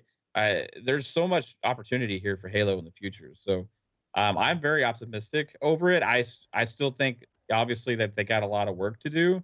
But I think that hopefully the worst is behind them. And that's had to have been I was heavily critical when they had this last show. What was it, like a couple weeks back? It's like, man, that's horrible. You come out there and again for 20 minutes apologizing before you can even get to any of the content, and then you deliver more bad news. Canceling a feature that you promised multiple times now to the community is just ridiculous. You can't do that. You can't go out on stage, promise something that's going to happen. You can't talk about it numerous times it's going to happen and then cancel it after the game's already been out there, right? But you know what I mean? It happened. I heavily criticize him for that. I heavily criticize him again for delaying season 3, and everything like that. But also there was a level of optimism, right? That I felt like couldn't be overlooked with Forge, with campaign co-op happening in November, with the 2 Forge maps that look like real maps. You know, even though there are Forge maps, they look legit. This Forge editor is not Forge of the past, right? If you watch the Forge stream they had last week, this thing is powerful, and you're gonna have Forge maps coming out that look way better than anything 343's ever made. It's gonna be absolutely insane. So you're gonna have all of this stuff coming from the community. Plus, they get back on track with the content now that they're getting everything fixed. So you have the whole thing they talked about where, hey, we're trying to get to seasonality, and that's the nonsense talk that they had, you know.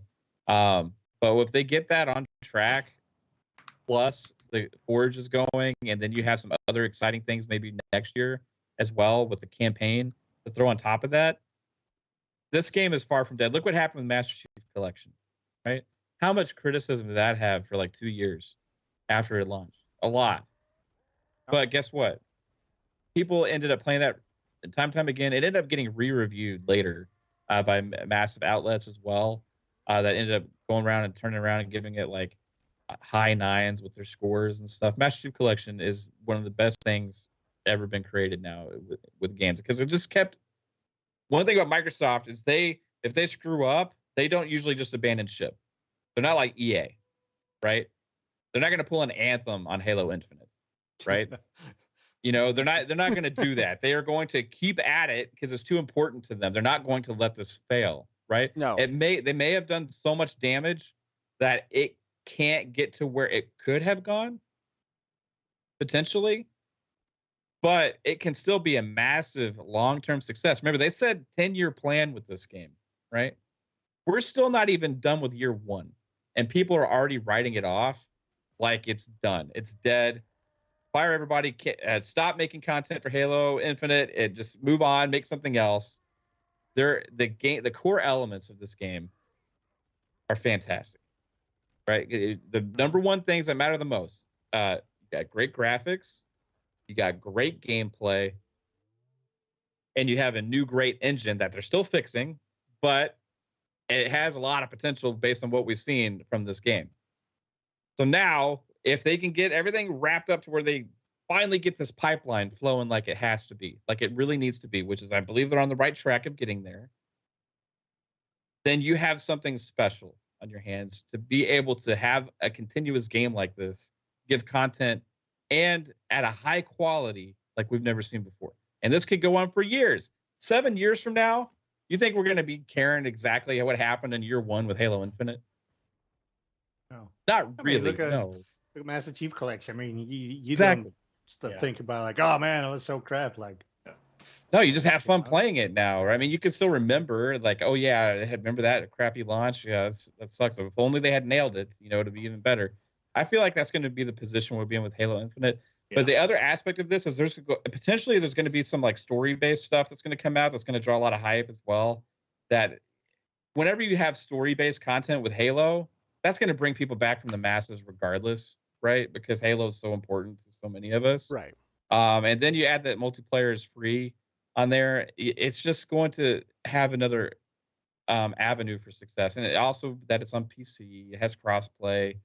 You're going to be able to play it on mobile. Somebody on their TV that buys a new Samsung is going to be able to hit that Xbox app and play Halo Infinite on it. You know what I mean? Like, there's so many avenues of success with this game. It's just not dead. It's Halo's too big of a brand, right?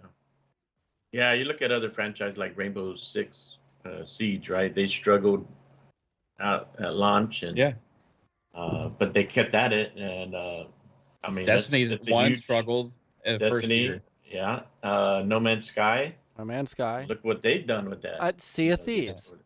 Sea of Thieves is People have another short one. memories, man. They don't like people have short memories and they have short attention I spans. know, You yeah. know? And as far as like Mike's concerned, like I do agree with Myke. You know, yes, I mean the issues, the co-op, and the issues with the online stuff, multiplayer. You know, it was not being ready at launch after a year delay. Like I agree with all that. I'm not a big multiplayer, so the campaign, I love the campaign. And I am disappointed that as far as, they were talking about a roadmap and this and that.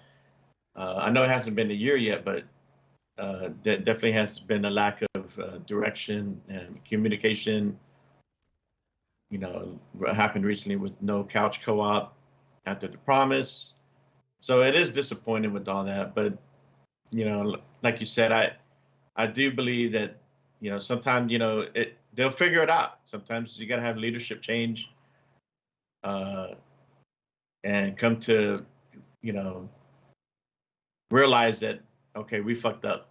And I did read some stuff, I guess, from Jazz and Middle Central, and how's the internal stuff that was going on that with the leadership, like you said, with Lee and some of the decisions with some of these devs that they didn't fully understand Halo like the Bungie people did, the veterans. And the veterans who are looking at it from the outside are like, what the hell are they doing? And so some of the decisions that they made, that, like we have a new engine and we got an open world Halo, it's all new. But the decisions that they were wanting to do this and that, just like, you can't, it's not going to work. Maybe that's what the struggle was, trying to get the co-op to work with this open world, because it is, I mean, Halo before, the Halos before haven't done this before. So okay, we can do this and that. And then when it came down to trying to do it and then actually getting it to work and be stable, it's like, okay, we're struggling. And it just got worse and worse. So, yeah, Well- I mean, it's not dead to me. When co-op comes out, I'll go do co-op. And if something, like the Forge stuff, even though I'm not big on multiplayer, but if I see something cool maps and all that, and, maps like y'all do game night, and like, hell yeah, let's go try these new Forge maps. I'll be there. So hopefully, at some point, they'll be able to win Myke back and bring him back to play Halo Infinite, because they have a lot of work to do to bring Myke back and other gamers who right now they're moved on. But part of me also feels too is that Halo Infinite could have came out with all the bells and whistles from the beginning, and people after 2 weeks, all right, I'm on the next game. The majority of people, they don't stay long anyway. So, I mean, Call of Duty, now they do a good job keeping engagement numbers up. So Halo has a lot of work to do to get that going, to have a steady engagement, and and they want to make more money, because that's what we need to do, give our feedback, but then also we vote with our wallet, and then we also vote with our engagement. So engagement numbers are low. Well, they need to do something to bring that up. So we shall see. And I want to clarify too that I want that to happen. I want. Yeah, I know you get do, back to. but they have to win you back, right? So that's their job. They want to keep that engagement number up. Right. So I and Mav knows some of my favorite multiplayer outside of the co-op that we did on Halo 4. My favorite multiplayer has been with Mav and Caitlin and Pong and Gunter and Psychonauts and the crew. That's been some of my favorite Halo gaming. And that's what Halo's all about. I mean, we've had that year in the past. We've had some great multiplayer nights. but you're right. We've had that again here with Mav and crew, and I want to do that again. Yeah. Yeah, it has more potential. It'll get Yeah. back there. Yeah, I believe it. As we say at some point, one more. Yeah. One more. Oh. And I mean, Mav, that's kind of, I mean, Halo. So the truth, I mean, Halo is kind of how I met you guys. A lot of you guys, I met playing Halo with you guys, jumping in that Halo night. I mean, so Halo is a good bit responsible for some of my, some of the gaming family that I've come to know, and so yeah, I want to get back into big giant big team battles. When it worked, big team battle was phenomenal. Had a lot of fun running around and sitting on the back of a actually I was the driver. I don't know why I picked this video. You know what it was named though? You can't do that anymore, sir. No, you can't. That's right. Yeah. You know who this was though? Okay. Let's see if that gets us back. Let me know in the chat if you guys see us again. Yeah, I see it. Okay. Sorry about that, folks. Every once in a while, see, this is Lupa saying, you're not getting rid of me that easy. By the way, we do have people that continue to ask about her. So I know, Mav, you were giving us some great updates before. Hopefully you'll get some soon. No updates since the last one. So, Yeah. I think we're all worried, right? Yeah. I hope for the best. We miss her so much. So, anyway, so yeah. Real quick, go ahead. GoGoPo, he brought up, the truth is Halo's not going to be popular again until it's redone. Arena shooters aren't popular anymore. I don't know. I think, I mean, it's like I said. I mean, it's up to them. They have to prove. They have to work to, make it popular again and get people back for engagement. I think Qeorge is going to help out a lot with that. But also, Geek also brought up he'd like to see a Republic Commando type Halo, which I do agree. I think okay, so after this Halo Infinite, let's say they get it going, they get it, redo the steady the foundation, and then you have a team that can continue working on it for the next 8 years, whatever. But I think they need to also look at other genres of Halo, not just RTS. Like he brought up, like a Republic Commando. There's so much lore there. I think the TV series is helping, show more, bring other people who have never really played the game, but introducing the Halo universe, to more people out there. So if they start, it would be nice if they can start looking at, doing other genres, especially when they want to spread gaming on PC and mobile, and not just your typical Halo games all the time, which we still want. But we'll see. Right. I know Pong would like another RTS. They just need to bring age to consoles. Damn it. Right. I remember that conversation. That was fun. All right. Ridiculous. Yeah, I know. They do. They really do though. I don't know what's holding that back. Supposedly, somebody asked about it at Gamescom, and it's just taking them longer than they thought. They haven't officially announced it for console yet. I think just in case anything goes horribly wrong, right? But I think once they do announce it, it'll be soon to release. It won't be one of those like, oh, coming next year. I think it'll be like coming next month or coming in a few weeks or something like that.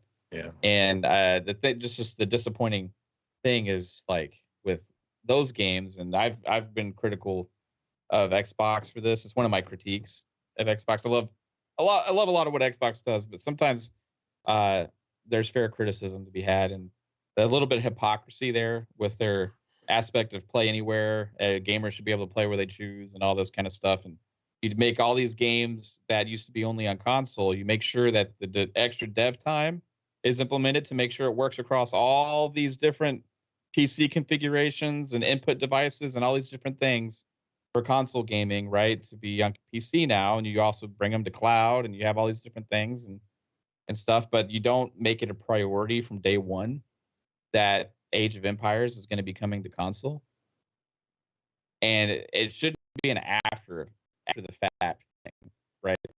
It should be like, oh, we'll just release it on console. I mean, on PC, then later we'll figure it out.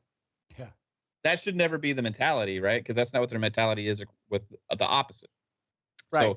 So I just don't like the fact that they're kind of backwards on that thinking. And they did the same thing with Gears Tactics. And like you want to say you can't figure out how to bring a tactics game to console. Like every tactics game comes out to console day one pretty much now. You know what I mean? Like, so that was not an excuse. That wasn't a good excuse there either. I just feel like some of these games, they just don't want to take the extra resources and time up front to make it a priority. And I think that's wrong when they're implementing this idea to the public, and their whole brand right now is about people should be able to play where they want to play, right? So don't keep these experiences to PC when you know you can bring them to console, because other people do it. Indie studios do it. You know, like it's just backwards. Yeah, Age of Empires 2 released on PlayStation 2. Think about right. Really. I mean, didn't we see like Tropico, Civ? Didn't Civ, yeah, Civ, I mean, yeah, Command and Civ had it. Conquer, Command and Conquer, Command and Conquer 3, Command and Conquer Red Alert 3, Command and Conquer Tiberium, Command and Conquer 3 Tiberium Wars, both released on 360. Yep. Lord of the Rings Battle for Middle-earth 2 released on 360. Supreme Commanders 2 also released on 360. But they a date though? Didn't they come out on PC first and then a few No, years the Command and later, Conquers and Lord of the Rings were day and date. They were? No. Yeah, the Command and Conquers back in the day released on consoles. Some of those came out later, but those ones on console were day and date. You had some that came later, but regardless of the fact is you've had several examples of ways to make things work like this now, and there's just they know they can. Yeah, they can do it a lot easier nowadays. And I see people like, oh, they don't need to. It's a PC game. You know what I mean? They'll do it and they'll figure it out later. No, treat everybody equal, right? Like, why should console gamers have to wait? You know, not everybody has a PC, right, to be able to play that. And you also have mouse and keyboard support on the console as well. So if it was a wait for input controls, you could make an argument there potentially, but there's no argument to even have to wait for it to release on the platform. Civilization 6 was on Xbox. Lord of the Rings Battle for Middle-earth 2 was not a simplistic RTS, right? Command and Conquers are not simplistic. They had in-depth controls and stuff like that, right? Like Age of Empires is not much different than those. No, it's just not one thing. It's like, no, you're right. You're absolutely right. And then for everybody saying like, well, the bigger the RTS, the harder it is and stuff. Well, what's your excuse for Gears Tactics? Why did that take a year to bring, or way later, or however long it was to bring to console? Yeah, I played a little bit of that. I didn't think that one was like that difficult. It's a tactics game. You just move move the dots on the map. You know what I mean? It's not complicated. You have XCOM releasing day and date on console. Mm-hmm. That's way more in depth of a tactics game than Gears Tactics is. Quick shout out to Christian, so $2 super chat. OG Command & Conquer was on PS1. That's right. I'm looking some of these up too. Yeah, I mean, and I agree with you. Isn't the only one to blame either here, Chris. I know, yeah. You know what I mean? It's like it's EA now isn't doing it. They could have brought remastered it. Also, Sega Company Heroes 3. Mm-hmm. Why isn't it announced for consoles? No, I agree with you. I think it would be nice to have a lot of those on console, especially day and date. and then maybe it'll help create a community to where you have a community that plays it on console, you have people that play it on PC, but maybe the numbers are not there too. Like it's not a priority for these publishers or studios, and they're like, we'll get to it at some point, you know. And Yeah, then, that's the you know, that's the shame. and then over time, it's like, you know, it's like, well, maybe they feel like, okay, well, it doesn't seem like there's a demand for it, so we're not going to do it. You're not going to As foster far as it RTS, unless you right? start releasing them. You know what I mean? Like Yeah, create the audience by releasing the product. You know, yeah, no, you're that's right. with And JRPGs on console too, like on Xbox too. I hear that argument. Nobody buys those on Xbox. Well, because guess what? Nobody's used to even having those, so they buy PlayStations instead. yeah, The JRPG fans, you start having it on your platform. Eventually, guess what? People are going to start buying Xboxes that are looking for those games. You know, no, what I you're mean? right. Yeah, yeah. You I'm just even gotta, seeing. you know, build a community over time. Yep. I mean, It's I'm not gonna even happen seeing overnight. So as far back as the Super Nintendo. I see SimCity. oh yeah, Yeah. yeah, I played Play those. the heck out of that. Yeah. Love SimCity. The ultimate RTS. All right. Which one of these do we want to hit first? I feel like one of these is going to be much quicker to talk about than the other. If you catch Just my do the drift. state of play because that's unless Okay. you want to save that one for last because I'm you know Yeah, just the GoldenEye. I mean, state of play. Yeah, because I got videos to show. So we're gonna skip down. This was probably, well, you know, we always talk about the worst kept secrets out there. This was one of them. This was one of them.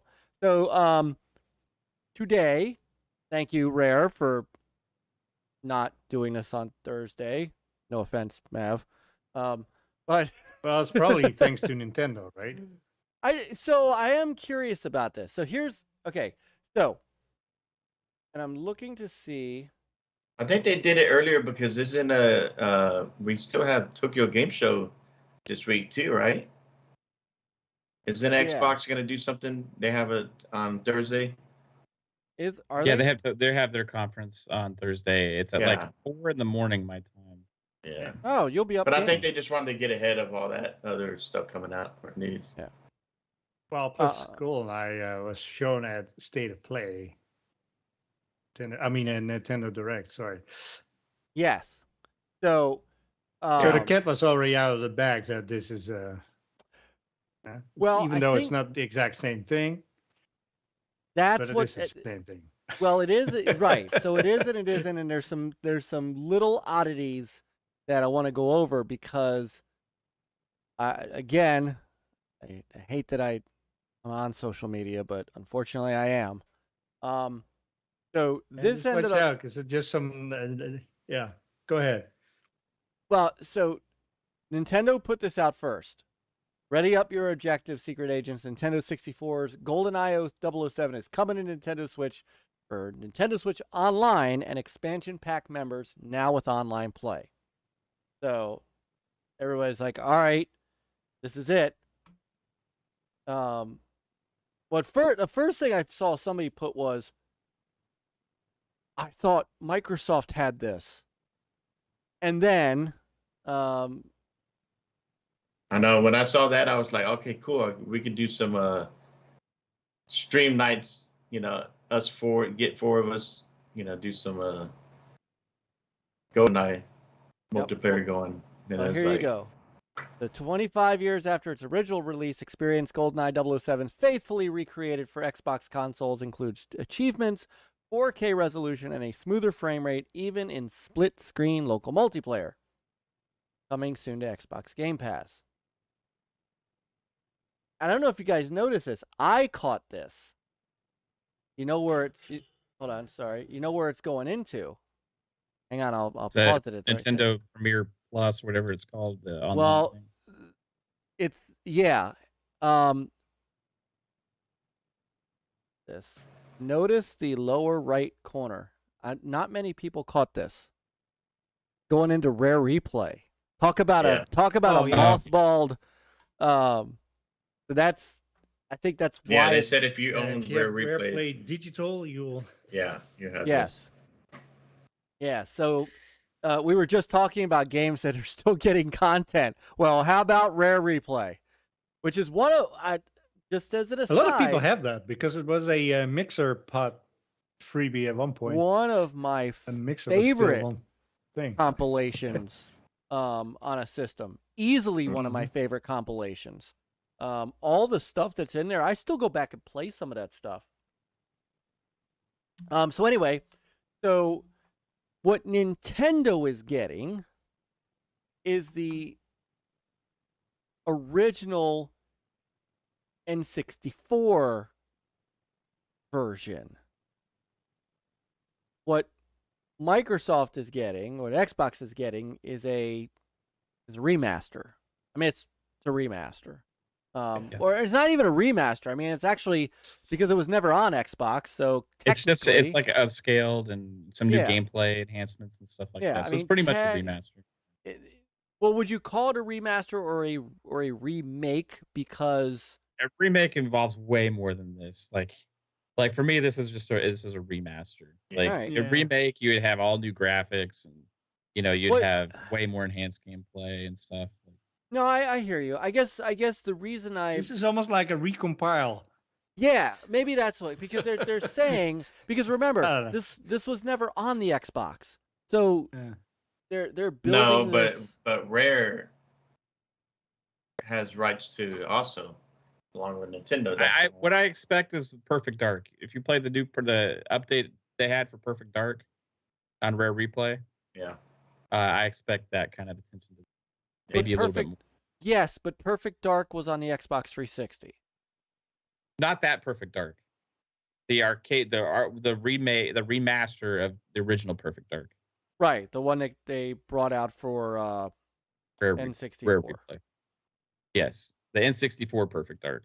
Yeah, that they redid that also, like brought a lot of enhancements to it, and it was pretty solid. Right, it holds up.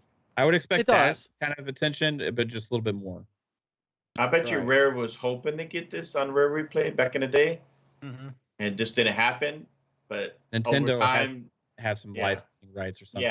Yeah, but over time, Xbox and Nintendo have been playing. Like, isn't Crash Bandicoot on Smash?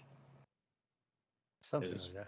Or Banjo. You're talking about Banjo-Kazooie. They're also bringing that's what I meant. Minecraft Legends to Switch, and I think they also announced something else recently was coming to Switch as well. I can't remember what it was. But, I know what you're talking about.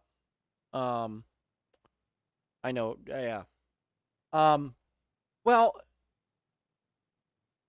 right. So, but what's missing out of here is the online play.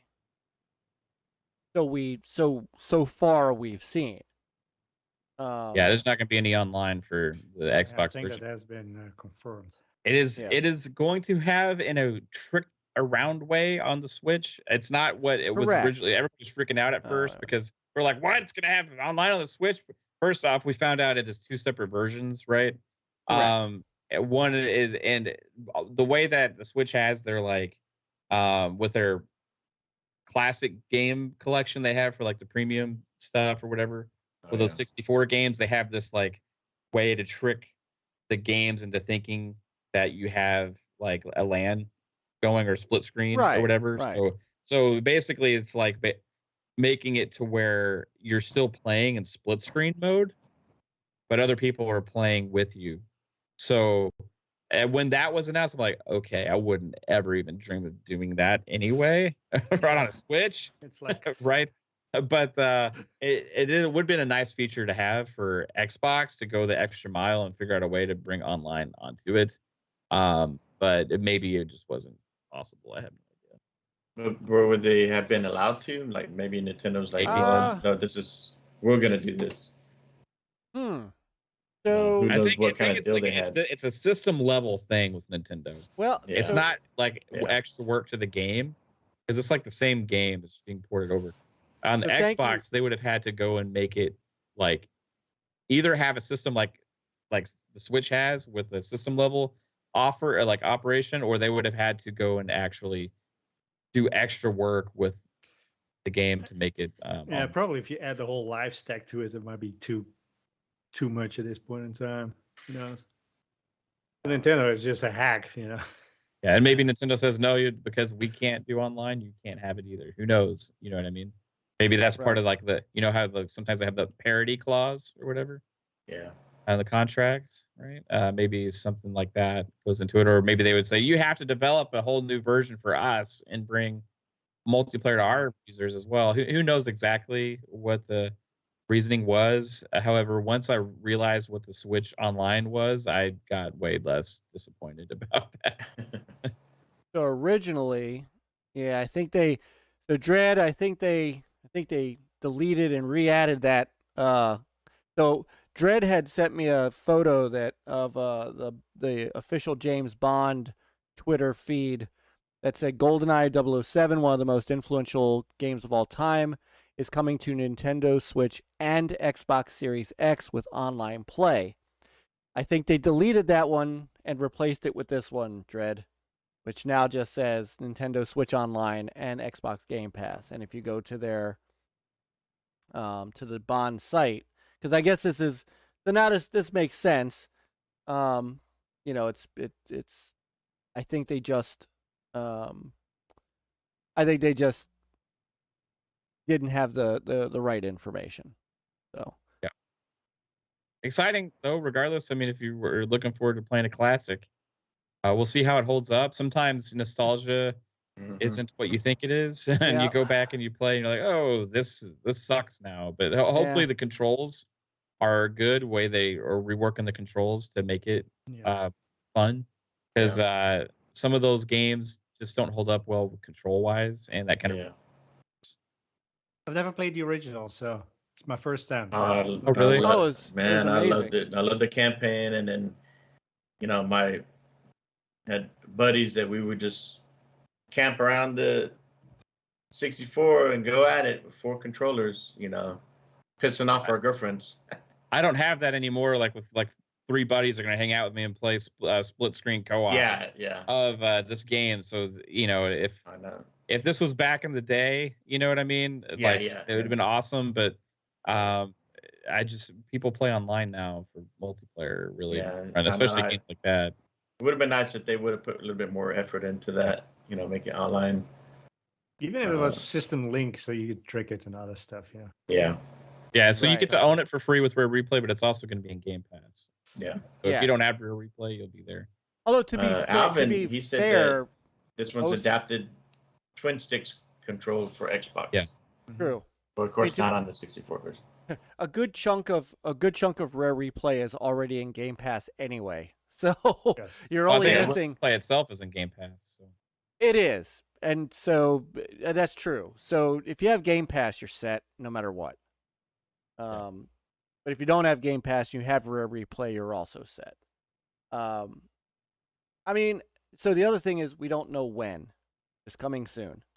So I'm gonna take a shot in the dark. 2023. Oh, I think it'll be before then. You think? Yeah, I think so. I think it's the 25-year anniversary. Well, 60 years. This year, do we know Bond. when? Maybe it's at the 25th. Oh, let's see. GoldenEye. This is on the job research right here. 1995. Yeah. So, yeah. So it'll be out in 3 years.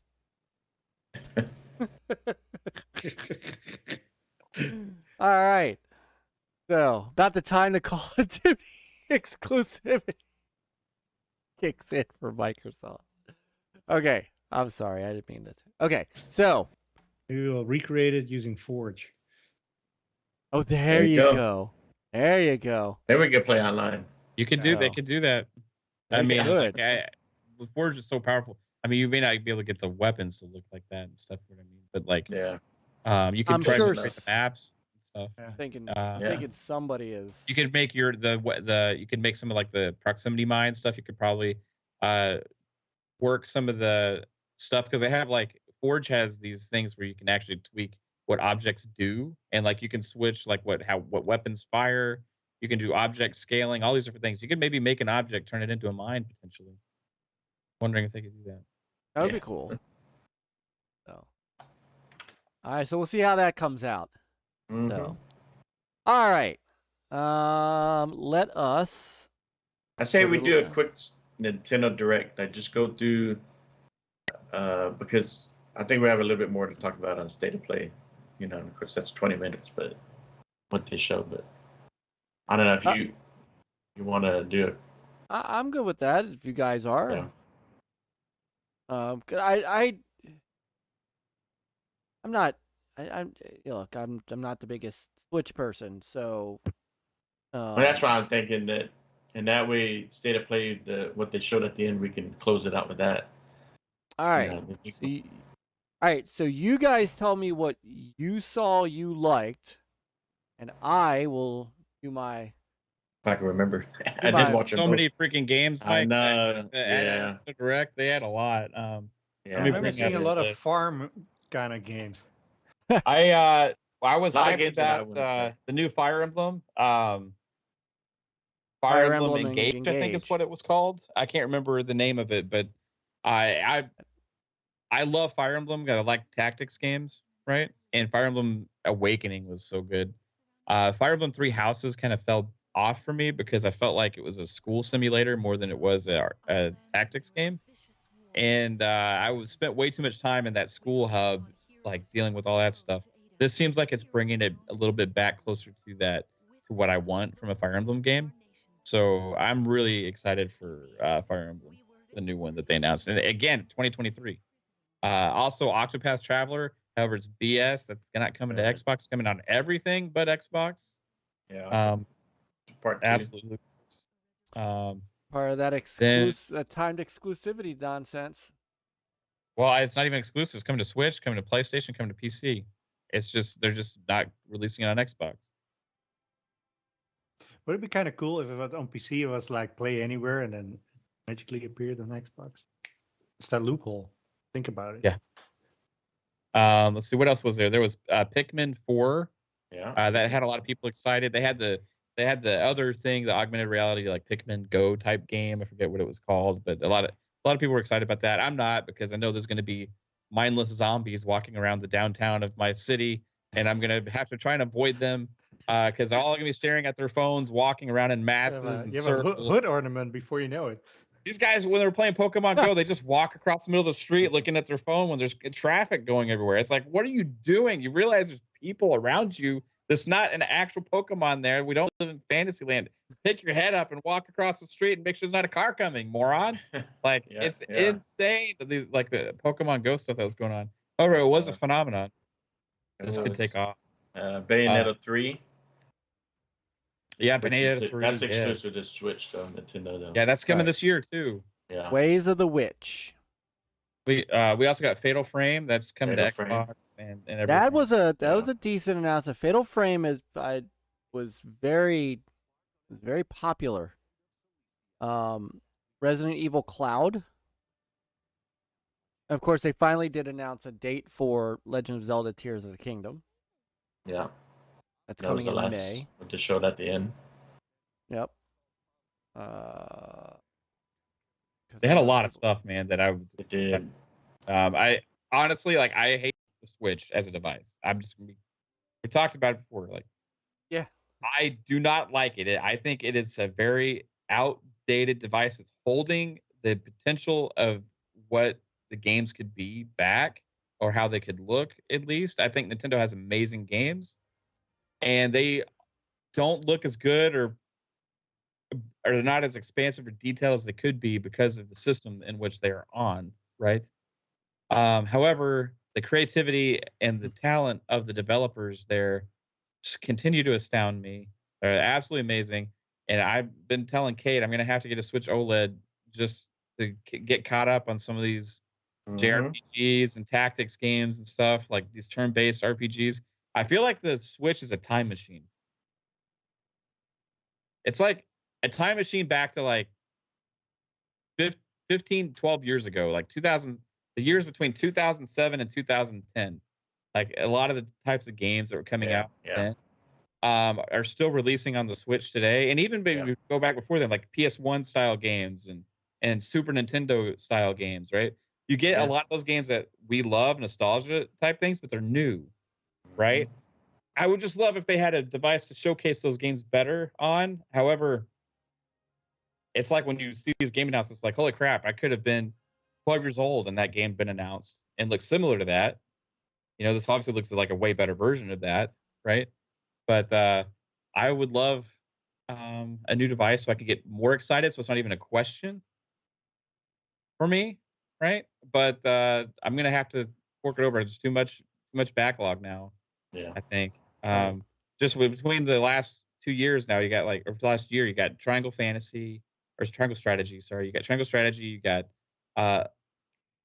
Live Alive. Then you have this new Fire Emblem game coming. You have Octopath Traveler 2 coming, which I might play that on Steam Deck. Oh, it'll look better on there. Then what else? There was Xenoblade Chronicles 3. They showed Kirby's Return to Dreamland, which that's from the Wii. That brings the Wii Classic. Even games like this, Atelier Ryza, it looked great. I don't know what it is. I've never heard of it before, but it looked awesome. You know, like I don't know. I mean, it's so much cool stuff that I want to play. They showed updates to like Mario Party, another deal for Splatoon 3, which is what I'm showing here. Yeah, Splatoon 3. I think I'm gonna get that for my daughter. Get her into that. I think she would like that. They showed some updates for sports, the Switch Sports. Yeah. The golf one. Yeah. Hardware. Yeah, Rain Code looked pretty good too. That's like from the creators of Danganronpa. Mm. And the art and stuff in that game looked absolutely awesome. Just remember too that hardware only takes you so far, right? Yeah. And I use Splatoon 3 here as an example. So if you've got games, you know, I mean, obviously Mario Kart, Legend of Zelda, and it was one other Mario Party, or one of the other Mario games that continuously sold month after month after month. Splatoon 3 is now the best-selling game launch in Japanese history. 3.45 million copies in 3 days. Insane. Yeah.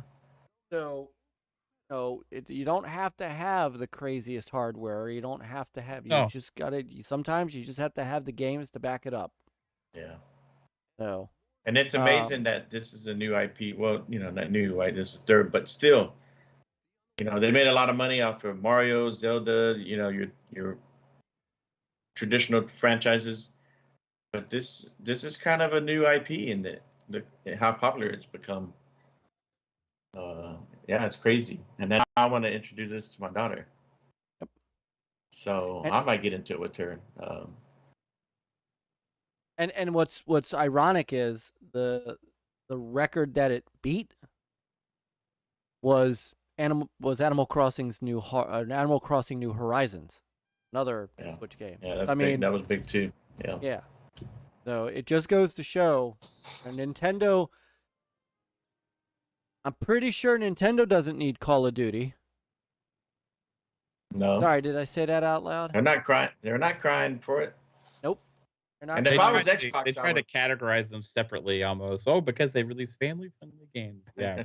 Sure. But if I was Xbox, I would get with them and do you want Call of Duty? You should put xCloud on. Well, they already talked about Switch, potentially bringing it to the Switch. Yeah. They're looking at bringing it to more places, not less. Oh yeah, exactly. Yeah. Oh. But yeah, so good stuff out of the Nintendo Direct. And see, Brother Big Block, you did not miss it. But it also, I mean, it just go, you know, what was curiously missing. I feel bad for anybody who thinks that Metroid is still coming.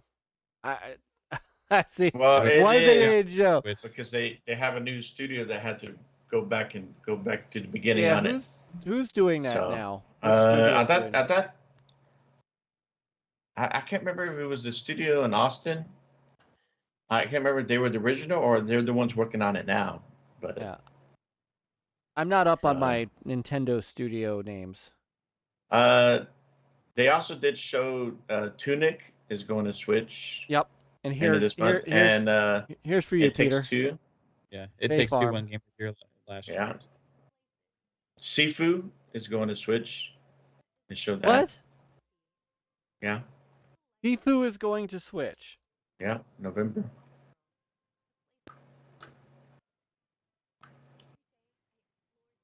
Yeah, it is. And yet another game not coming to the Xbox. Well, I mean, it's you can Could get come it. Maybe not right away. Obviously. Or they could announce that at the Xbox show. True. Remember, this was Yeah. just at the Nintendo show, Mhm. right? Yeah, it could be. True. When is that next show? I did see somebody say that there's an ID at Xbox show coming. Well, the 14th tomorrow, or Thursday. Sorry, Thursday the 15th is the Xbox show. Okay. It's at 5 a.m. Eastern time. Our I time. know one here that you're looking forward to, Myke, is SpongeBob SquarePants. The Cosmic Hell- Shake Swims to Switch Hell in yeah. 23. Yeah, I and think I'll get that for my obviously daughter. Yeah, look pretty The good. elephant in the room was the new Zelda got named, and Yeah. Yep. and we got a release date for that. That's Yep. that was the big one. That was the Yep. yeah. So, So that'll be May 2023. Some were saying, what if it came out May- the same day as Starfield? not coming out Very the same day as possible. That would be insane. I hope not. You know, they've I- separated a little bit. Who cares? I don't think Starfield's waiting that long. I don't want it to be compared with like a Nintendo game when it launches, though. Like it needs to be like have its own breath, I believe. Yeah, I don't think they're gonna do that. I don't think they're gonna. I think that is probably a March release. I can't see them holding that till May. I hope Especially so. when especially when it was supposed to release in November. I remember Redfall was supposed to release in the summer. yeah, this is true. This is true. Yeah, well. Poe, the Xbox Japan shows Thursday. Early. Yeah, I was looking to see. Supposedly, so I'd read somewhere earlier that there was supposed to be an ID at Xbox show too, and I was looking on the. There's Xbox an Wire indie to show see. or something. I don't know, but like the 15th is like Xbox's like showcase or whatever. I don't know how long it's going to be. But I would expect some game, like obviously get Japanese games. Maybe they'll showcase Wolong there again. Yeah. Since it's coming to Game Pass. And but yeah, we'll get some good stuff, I think. Mhm. They got a lot to live up to now because State of Play and Nintendo Yeah. Direct brought Speaking the of heat. which, yeah. So if I'm Phil, I'm playing that State of Play video for the CMA and going, you know what? They're gonna be just fine. So Go slap it on their desk. They're like, here you Yeah. go. So what I also was happy to see, and I don't even know where to start, so I'm going to start with the Lucasfilm's getting around, guys. Oh yeah. A for the Star VR. Wars VR PSVR 2 game. Yeah. So I think that's already been released. Potentially on other VR devices. It might be being ported over. I'm not 100%. Tales. I don't know if Tales from the Galaxy's Edge have. I mean, obviously, Vader. Vader Unleashed is on VR, and then there was the other Star Wars game that came originally. I'm not sure about this one, but Yeah, if it is, I don't I don't really either. follow it too much. but These videos look not very sharp. The PSVR 2 games that I shown. So to be fair, I only Disappointed with downloaded them. I only downloaded them in 720 because. All right, so maybe this was an advanced. That's coming out in 2023. There was something else PSVR. I saw. Yeah, the second one was some Oh. kind of Demio. a board. Yeah, like a board game. Well, the first thing they showed was Tekken 8. Yes, I'll get that. They start off with that. Yeah. That looked pretty good. Yeah, Tekken Yeah, 8 it looked did. amazing, and I'm not a Tekken guy, but that looked good. Yeah, so this is this Demio or whatever. What's that? the Demio. Yeah. This is a decent looking card game. I mean, this could be neat. 4-player tabletop RPG. That's something that Juan be up his alley. Yeah, except not on this console. Yeah, that's true. All right, so you start there. You're a Tekken guy, Mav? I am not. I'm a Virtual Fighter guy. Yeah, I love fighters. I'm not good at fighters, but I love fighters. I love all the classic ones. Tekken, Yeah. Street Fighter, Mortal Kombat, Marvel vs. Capcom, Virtua Fighter, Soul Calibur. I play all that crap. I love them. I look forward to every time they release. And this was, if you wanted to get me hype for this show, this was a great way to start it, right? Yep. And it achieved just that because we knew that this game was coming. We just didn't know where they were going to show it for the first time.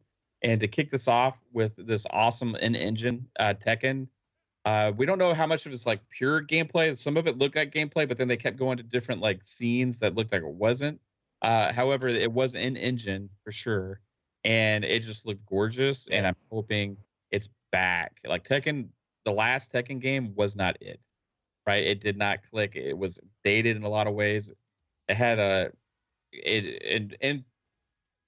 paired in comparison to some other games out there that were coming out around the same time in the same genre. Where this looks like finally Tekken is gonna come back big, Yeah. No release date or any kind of window, so. No, and it is multi-plat, so Yeah. it's PS5 now. It's PS5, Series X, and PC only. Good. OS. Finally, Well, current X gen and S. only. X and S. Okay. I meant no Yeah. PS4, Series. no. Right. No, yeah, we're starting to get to that point where Well, it's now current PS4 gen, and right? Xbox One. Yeah. Yeah. So, yeah, I mean that's a I'll give it a try. I'm not a Tekken guy. I'm a Virtual Fighter guy, and I'm very disappointed that Sega did not do anything with Virtual Fighter 6 like I thought they would. But yeah, great way to start. Yeah. I enjoyed Tekken back in the day. I mean, I don't play a lot of those fighters anymore, but I did enjoy it. And one thing about Tekken was the story between what's the name and the grandfather, the family dynamic there. And I just watched on Netflix. They had a Tekken series there, and that was pretty good. So, Yeah. I've always been a fan of Tekken. So another developer who's been a little busy making games for various consoles, Kawaii, Tecmo. So we know about the game they're making for the Xbox. We know that they are now in development of a game that they're partnering with EA on, and then they announced this for the PlayStation, the PlayStation 5, Rise of Ronin. Oh, okay. I thought you were gonna do the other one, like a dragon one. I'll get to that. I was gonna get to that one. Okay. So this is Rise. Sorry, make sure Rise of the Ronin. And this is I'm pretty sure, much like, starting to get to that midnight hour for me. What's the other game that they're doing for Xbox? Wulong? Yeah. This one did look good. Wulong is a Team Ninja game. Coming to Game Pass, coming to everything, right? It's the difference of the deals here. Xbox makes a deal with them. They put in Game Pass, but still, hey, come out on everything.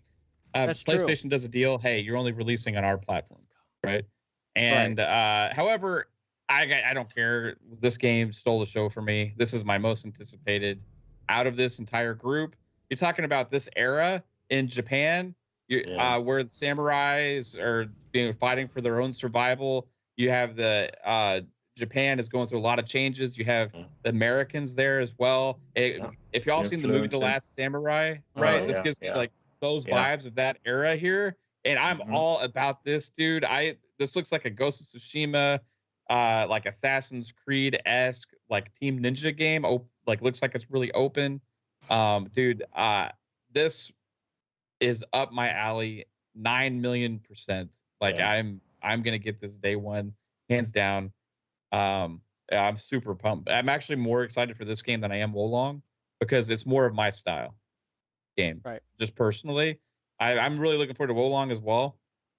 But like, if you had to ask me to choose between one or the other, I would definitely choose this one. Yeah, I love the way the combat, where you have your traditional sword, but then you have a gun, and like you said, that time period where the influence from the U.S.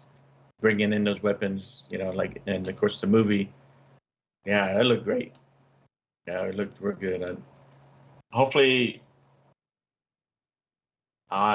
this one they said 24, right? Yes. I didn't see. Did they? I was looking for it to remind in the trailer, but I saw 24. Yeah, I did see that too. Yeah. So got some time on that. Yep. That's right. It's coming to PC though. So. Yeah. It means it's coming to Xbox. This is also PC. Well, and it could be timed as well. It's just right now I think it's being published by Sony Interactive. So. Yeah. No, we've seen that before, right? So. Yeah. Speaking of taking over a game and taking it off of another platform it was already announced for. This what used to be Project I no longer is a project. Yeah. So now, but you notice they showed that, right? You're gonna show here, but they showed it and then they went into the new name.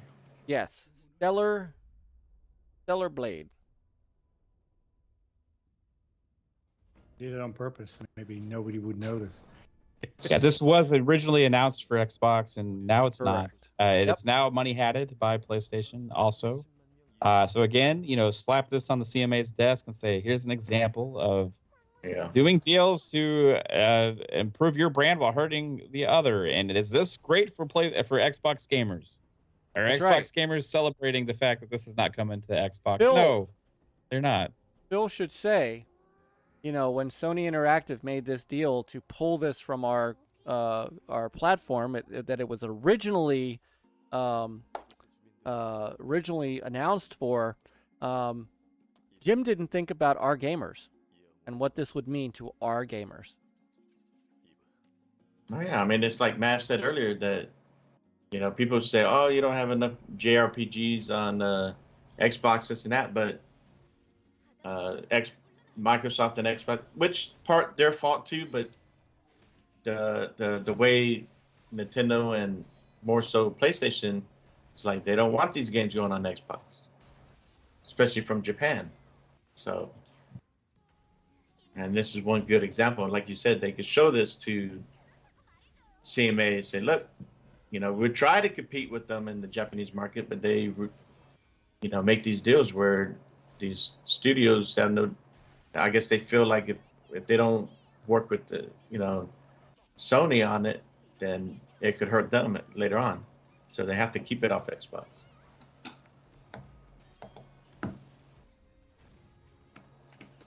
At first, I thought this was some kind of Final Fantasy game, but then, when they showed what it was, and then I saw the name change. So, yeah, this not is my cup of tea. High on my list too. I was super hyped when I saw this because last time I'd seen this game, I was like, "Whoa, what is this?" Yeah. I love these style of games, man. Like, not enough of them out there. Like, it's absolutely gorgeous. Like, oh my god, I was all over this, dude. The way they ended this, the way they ended the show with Stellar Blade and what was it? Was it Rise of the Ronin? Is that what it was? And then Also, God of War Ragnarok, those last Yeah, three yeah, games, dude. yeah, Oh my yeah. God, it was like amazing. And then you started off with Tekken 8, then you had in there's a couple other ones. One had a weird name, but it was also another Yeah. Japanese style game that was like a mech game that has multiplayer as well, components to it. That was another a Japanese style. Hang on. Let me What's see. it called? Sin Duality? Sin Is that Duality? Duality? Yeah, Sin Duality or something like that. Duality. Sin That's what it Duality, looks I like. think. Yep, here it is. That one kind of look cool, right? You know, got Yeah. your mech warriors. Right. I'm not big into a lot of these games, the style and all that. You know, but I mean, I do like anime, but it's just not my cup of tea. But I did like the fact that, you know, maybe you can get these mechs and customize them, you know, Yeah. throughout. They just reminded me a lot of Mech Warrior 2 Lone Wolf. Yeah, and being third person, I like that the most. Yeah. No, Yeah, this was Microsoft excited. Yeah. Microsoft's sitting on an IP that they could use that's like this. Won't use it. Well, I mean, Phil says that he would like to, but there must be something there where He doesn't have the right developers to do it. maybe, Yeah, that's. I mean, unless he already has someone in play, but it's just not ready to announce it. But it looked That's cool. funny with both those shows, Nintendo and the PlayStation one. It's like, I'm not really into these kind of games. They look cool, but Yeah, it's not for me. No. So, I mean, God of War was the highlight of those two shows. That was really it. The one that did catch my eye, which I'm always into these type of games, is Pacific Drive. You know, that mysterious sci-fi. Oh, you like that one? Exploration. Yeah, no, I like those type of games. Like, you Right know, on. it's like a mixed first-person exploration, dystopian-like world. So I thought it was cool, and that, you know, they showed the car, which looked like it's from National Lampoon. You know, the station wagon the that they station had. wagon. Yeah, it looked like we were making fun of it in the chat because Yeah. we thought it looked like the Griswolds meets the Yeah, Ghostbusters. yeah. But then when they showed the interior and they showed the display, it's like whoa, and it's like, ooh, what is this? So yeah, that one's up my alley for sure. Yeah, it looked pretty interesting. It's not one I'm looking forward to, but there was good variety here. You know, Yeah, even for yeah. like a Japanese focused show, because you Mhm. had God of War to end it off for like the diehard PlayStation fans, and you had a lot of the Japanese content. Then you had like this was kind of like off the wall type Yeah. game here. You know what I mean? So overall, as a show, for 20-minute show, Yeah. I gave it a 9. I was going into Yeah, I this saw that. with zero expectations. I thought that the showcase that they had last year, at the end of last year's in October, was one of the worst state of plays or one of the worst showcases I've ever seen in gaming, period. That was horrible. That the highlight was Star Ocean and We Are OFK. I think with that, there was like absolutely nothing big in that whatsoever. Now this had a lot of big stuff. And because guess who cares about these shows, right? Like really the people that are watching these the most is like the hardcore gamers, right? Yeah. And this was full of stuff for like the diehard like hardcore gamers, right? You had Tekken, you had then you had the God, what's that game again? The mech game. Sin Duality. Yeah, Sin Duality is like for those JRPG like enthusiasts, right? Then you had Hogwarts VR. Legacy. Yeah. You had the VR stuff for the VR enthusiasts. You had Hogwarts Legacy. You had the Demio game, you know, like that tabletop RPG type. So you had Stellar Blade. You had Rise of the Ronin, and you had we had Like a Dragon. the Like a Dragon game, which is a Yakuza game, right? That's a Yakuza game in the 1800s. Right. That was a surprise too. That's absolutely awesome, and that's coming to all platforms as well. So there was so much cool stuff in the show, man. And I feel I see people trash on it because it didn't have stuff for them. And I get it. If it's not for you, it's not for you. You can only judge it based on what you're looking for. Yeah. But this just was jam packed, full of stuff that I was excited about, all in 20 minutes. Dude, it was absolutely awesome. The only thing that I didn't care for was the VR section because I don't play VR. That's it. and the Griswold game. I didn't like that one. But I'll I'm tell you glad what, did. I'll stream it and play it for you, sir. Yeah, go for it. Yeah. I mean, I did It's like. coming out PC and PS5, so So this is coming out in February. Another one for February. Easy mom. I know. yeah, I haven't got into the Yakuza stuff. I know at some point I will. But this looks good too. I tried.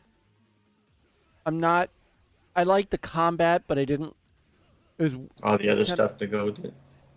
well. It was Just kind of like the humor and all that. Just no. It was kind of weird how closed off the game is. You know, it's very. I don't it's, trust your opinion on games at all anyway, Mike, because you gave Tokyo Extreme Racer a 4. yeah, I agree. I'm right there with you. One of my favorite racers back in the day. You know, I can't help you guys with stuff like that. Oh, and they did show, you know, because, you know, this isn't at all, you know, at the detriment of the competition to have a completely exclusive quest in Harry Potter or in Hogwarts Legacy. Yeah. So Yeah, the Microsoft should just, stupidest thing in acquire gaming. Warner Brothers. Constant Hogsmeade. yeah, the Haunted Hogsmeade Shop Quest. Did y'all see Spider-Man in the corner in that quest? He was there hiding. Just... Yeah. That's No, what I I'm mean- real excited for in February.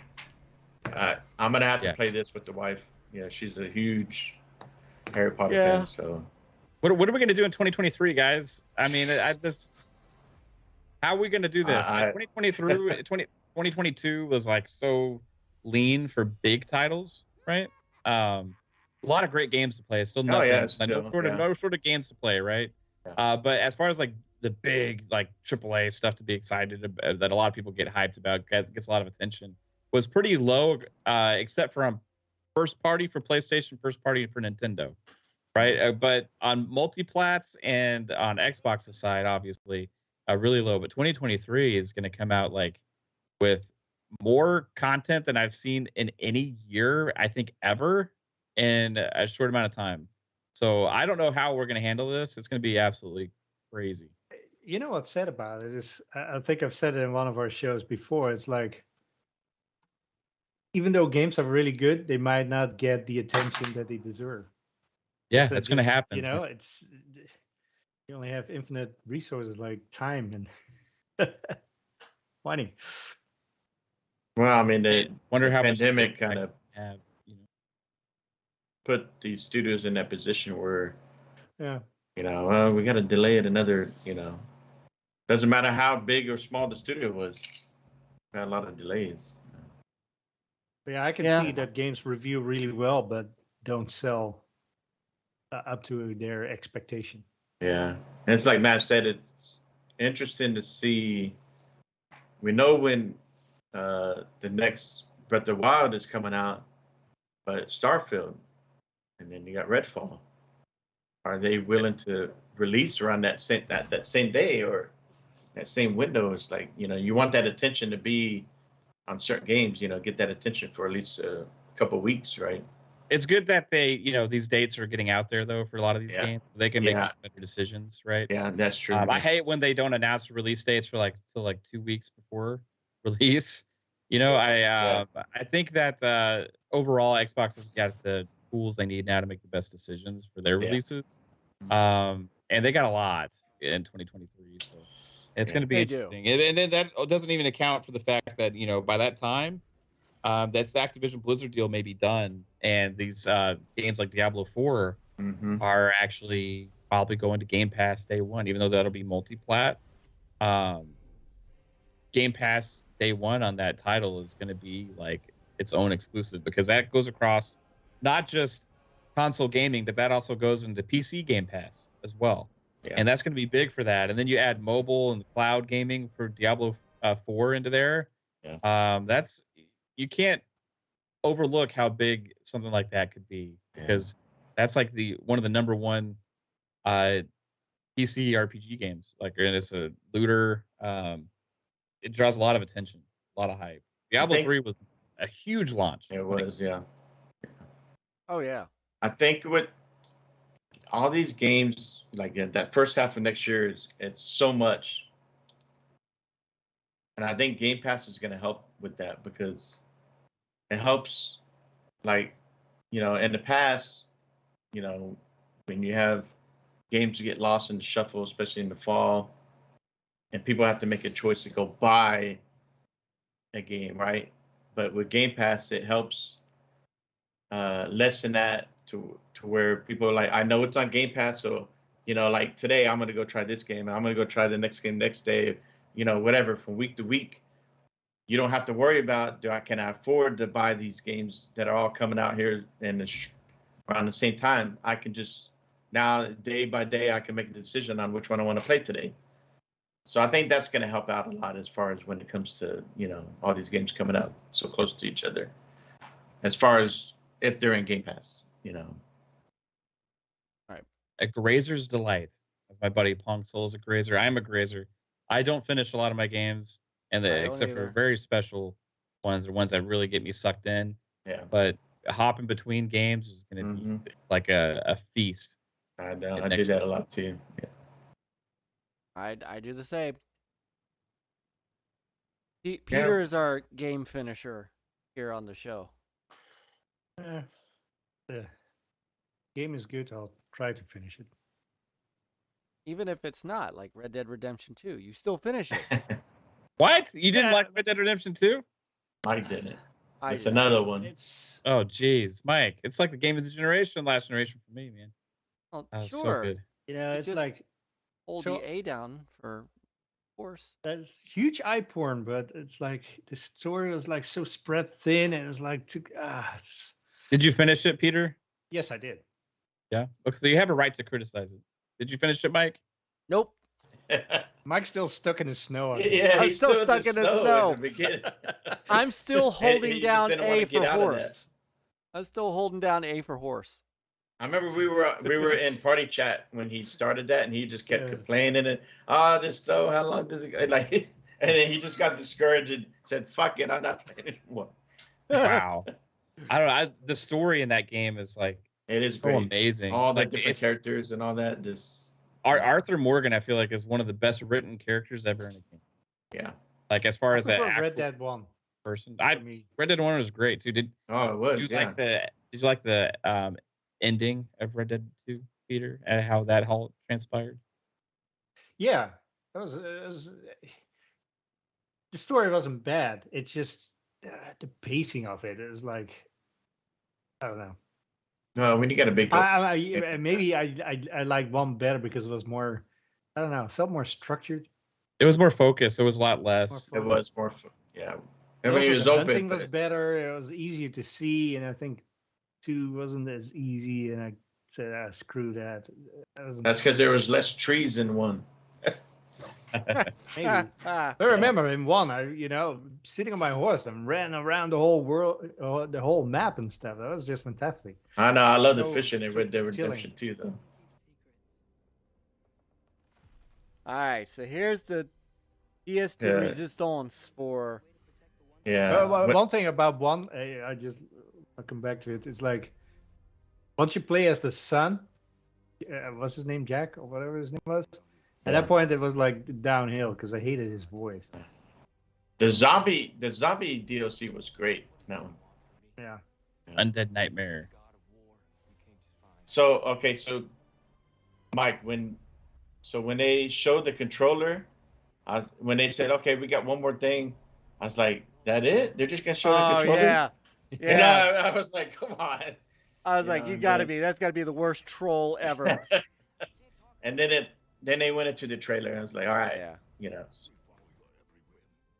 Yeah, I'm that was hyped for this. That was a horrible controller, by the way. For God of War. I didn't like it. Your big premiere title, and you have a special controller, and all you do is like the blue and white with 2 like wolves. The wolves. Things. Yeah. Come on, like you got to do better with your custom controllers and stuff. PlayStation. I know. Yeah. Like besides that, oh my god, that trailer. Here's the Oh thing. man. I am not a God of War fan. I've never been into God of War. I've played a couple of the old school ones, and I didn't probably finish them. I may have finished one of them. I don't remember for sure, but they never really clicked with me. And God of War was a huge popular thing. They just never clicked. In 2018, because of that, I wasn't super excited about it, and I ended up getting it and playing it, and I was like, I'm not really into this, and I just stopped. Right. And then I really tried when I got the PS5. Like, okay, it's been updated, all these things, trained, go at it, and really love God of War 2018. Got about maybe like 10, 12 hours in. I'm like, still not clicking, right? So I wasn't really excited for this game, or when I saw this God of War trailer, I was like, oh, cool, it's the end of the show. The first half of this trailer, I was kind of like checked out. I'm like, okay, yeah, it looks like more God of War 2018, cool. And then they go and they start showing all this other stuff, right? They have like the space and battle in space, right? Then they have like this mermaid thing. You had the wolf and the arrow shooting across the sky that you just showed on there, and then you had like the snow levels. You had all this variety. You got this magic jellyfish flying on there as well. I mean, all of this stuff, like all the visuals and all the different places and environments, and characters. It just grabbed me, and I'm like, holy crap! That trailer was amazing. I am now excited for this game. And I've never been excited for a God of War game ever before. So I need to finish 2018 just so I can get through that story, because this one I am extremely excited for. And maybe because I didn't finish it, right? Is this what to expect from the second half of God of War? These kind of like variety and visuals and stuff? Because I didn't get that at all for the first half of 2018. Is more just the same thing. I felt like it was a lot of boating. It was a lot of boating. Yeah. And then some of the villains, right? They said a lot of repeat, like it wasn't enough variety. Right. But they did bring that up. Variety, dude. It was just like grab me. The art in it, gorgeous. Like it was really appealing, like eye-catching and appealing to me. So they did say that they did listen to that, and they worked on that on this one to give people more variety. Yeah, this is the I don't day think the one. sun yaps as much as Aloy in Forbidden West. I still haven't played Halo. Still haven't played Horizon Forbidden West yet. Still haven't played it. I need to get it on a good sale. Yeah. But this is a day one easily for me. Especially at that It is end, day one for me. That end where he's fighting Thor. And it's funny, he's fighting Fat Thor on top of that.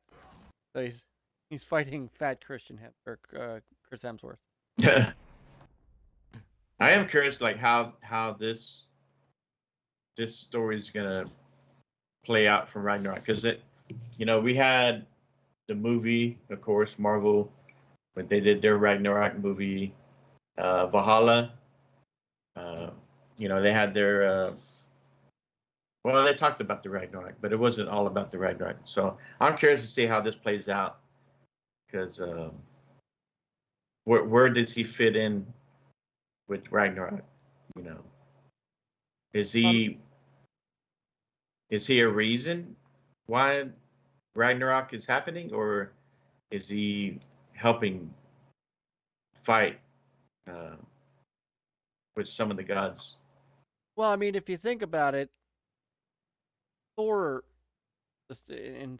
Ragnarok, Thor really was part of the reason for Ragnarok. It was kind of a so maybe Kratos is trying to stop Ragnarok. By doing that, he's got to stop Thor. I don't know. Yeah. But this looks, and I don't want to. I've got another theory on where the story is going to start, but I don't want to say it because I don't want to ruin finishing of it. Who's the big guy in this though? Who's that supposed to be? I didn't catch if they said anything in the trailer. Which guy? That tall guy, the one that was kind of with them. They kind of freed him. He cut his hair or some of that, and then he's kind of like walking with them. I wonder which god that is, or that who guy? he is. Yeah, is it Loki? Is it Loki? I wonder if it Or- is. Hang on. Let me turn this up a little bit. Sometimes it's the only way to protect the ones we love.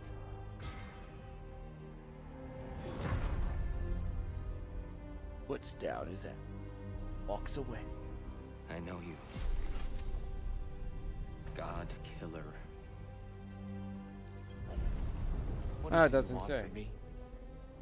Is it a god of war we came to find? It's a good question. War? I don't know who that is. Yeah. Oh, Alvin says that's Tyr, the Norse god of war. Hmm. Hmm. Hey, as I've seen on pitch meeting, that's the name of the game. Yeah. Interesting. Yeah. So I'm down. Yeah, but there's other elements. I mean, I want this. This game's gonna be mine. Yeah. And there's other elements that happen towards the end of the game, Mav. Once you finish the game, you'll Mhm. start to understand, Yeah. and it'll bleed into this next game. Yeah, I'm gonna have to finish it. You know. Yeah, just- me- so. Yeah, I think I'm gonna get it on Steam, and I'll play it on PC. First one. This one, yeah, we'll see.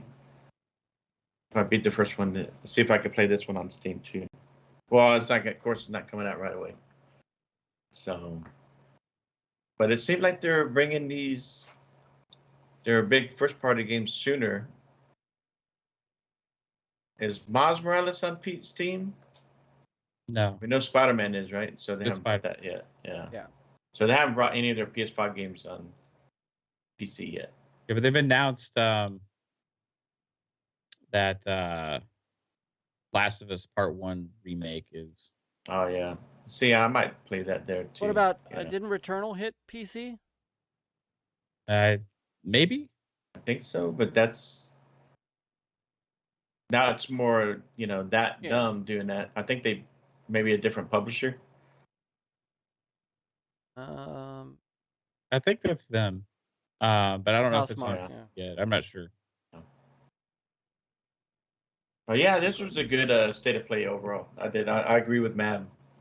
I give it a 9. There was a few things there that I liked Right. overall. It was a good pace, good start with Tekken 8, and the rest of the games were It's pretty all cool. games, pretty much. I mean, there's only the PlayStation Stars segment. I could have done without that because they didn't really go into really besides Yeah, digital besides collectibles, what to expect. Those Yeah. digital collectibles do nothing for me. I don't. But the person that was on there seemed friendly. And then, why can't she be the face of PlayStation? To get Jim Ryan out of there.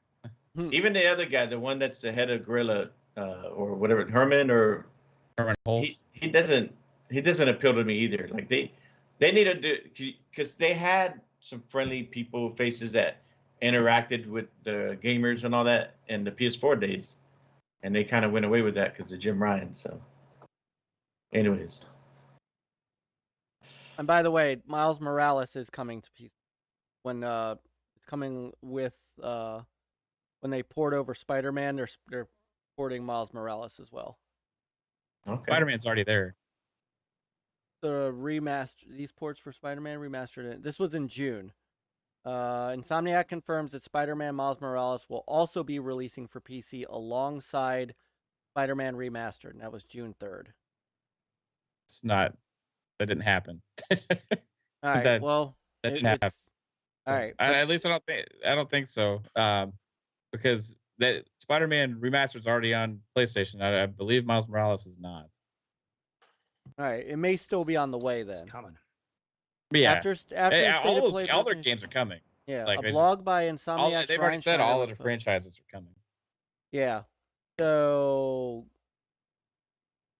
Yep. The blog. Yeah. PlayStation blog also confirms. So yeah. So that's. Hold on. I'm going to the. So this was June 2nd. Insomniac's Ryan Schneider, head of franchise strategy. Yep, that's right. The acclaimed PlayStation action blockbuster hits Marvel Spider-Man Remastered and Marvel Spider-Man Miles Morales are headed to PC. So that was from Insomniac on the PlayStation blog.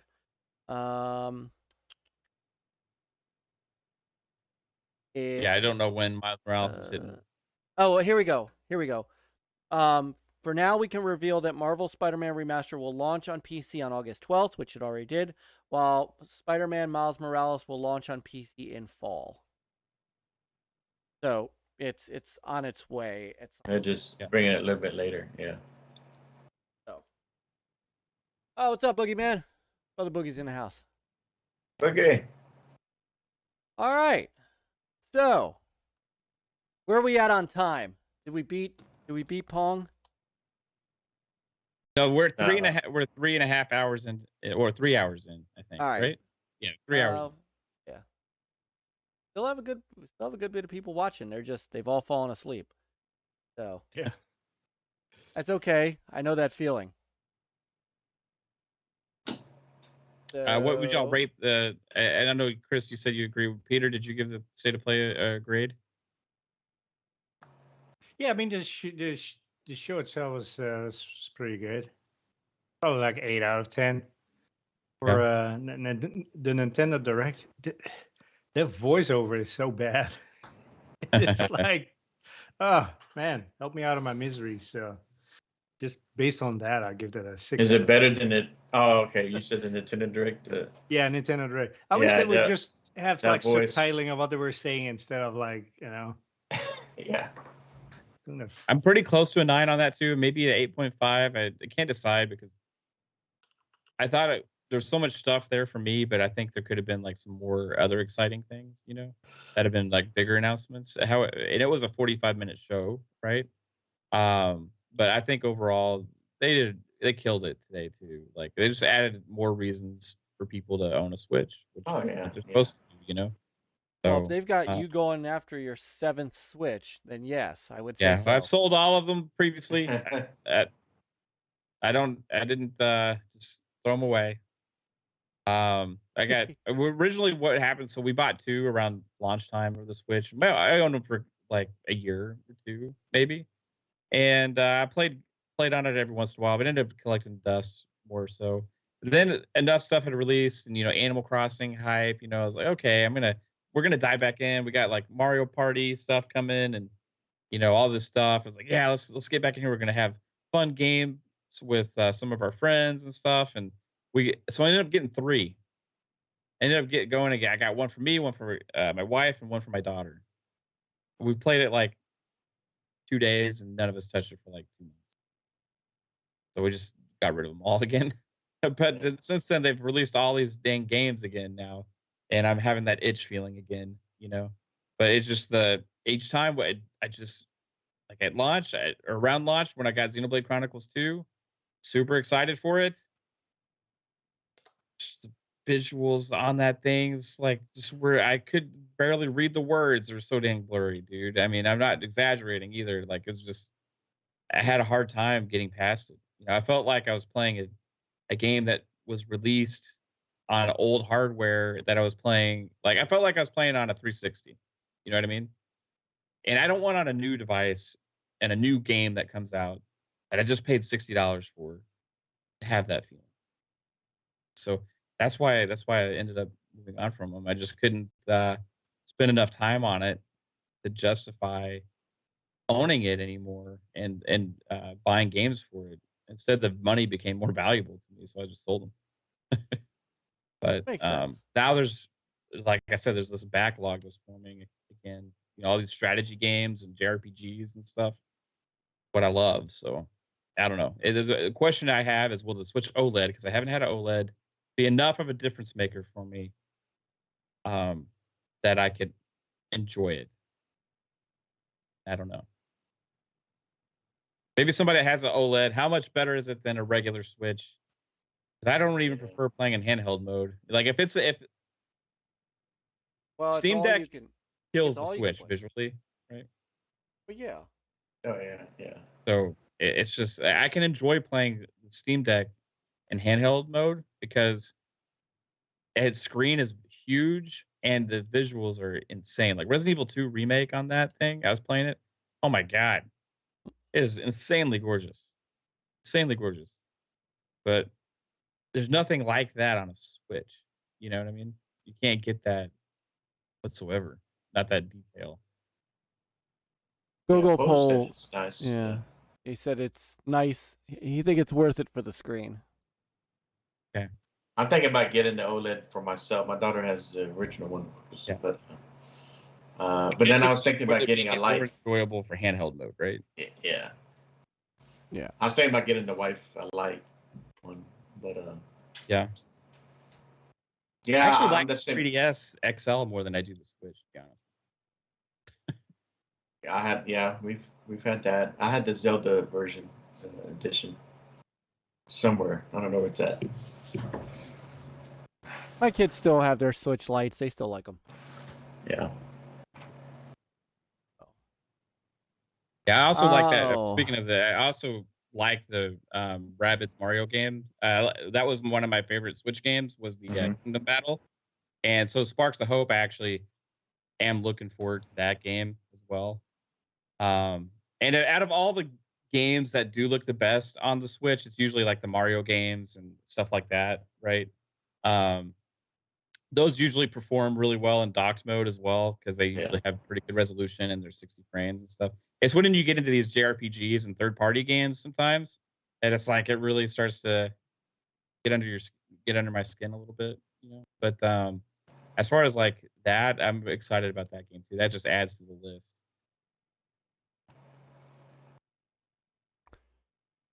Right. I think the only other thing that I saw that we don't have to go into big in depth about was the Discord chat is now live for Xbox. So I guess we got to get that. I guess we got to try that out. See if that's any good. Oh, yeah. Still waiting for that elusive Discord NDI so that we can start looking at that and maybe ditch Skype for this show. They still haven't done it yet, though. Is it on Yeah, the I don't know. People have it as a feature request, but I don't think anybody's doing anything about it. They've had it on the feature request for 3 years, so what you gotta do. All right, I think we have successfully covered. What's up, Chuck? We have a request. Yes. Okay, hour 3 has to have some Pac-Man talk, right? Yeah. So, Mav, what do you think about Pac-Man? Look, we had Pac-Man talk last week, Chuck. That's the quota for the month. I loved playing Pac-Man at the laundromat in the arcade, laundromat arcade when I was a kid. There you go. There you go. That's as much as my love for Pac-Man goes. You know, I mean, I did like to.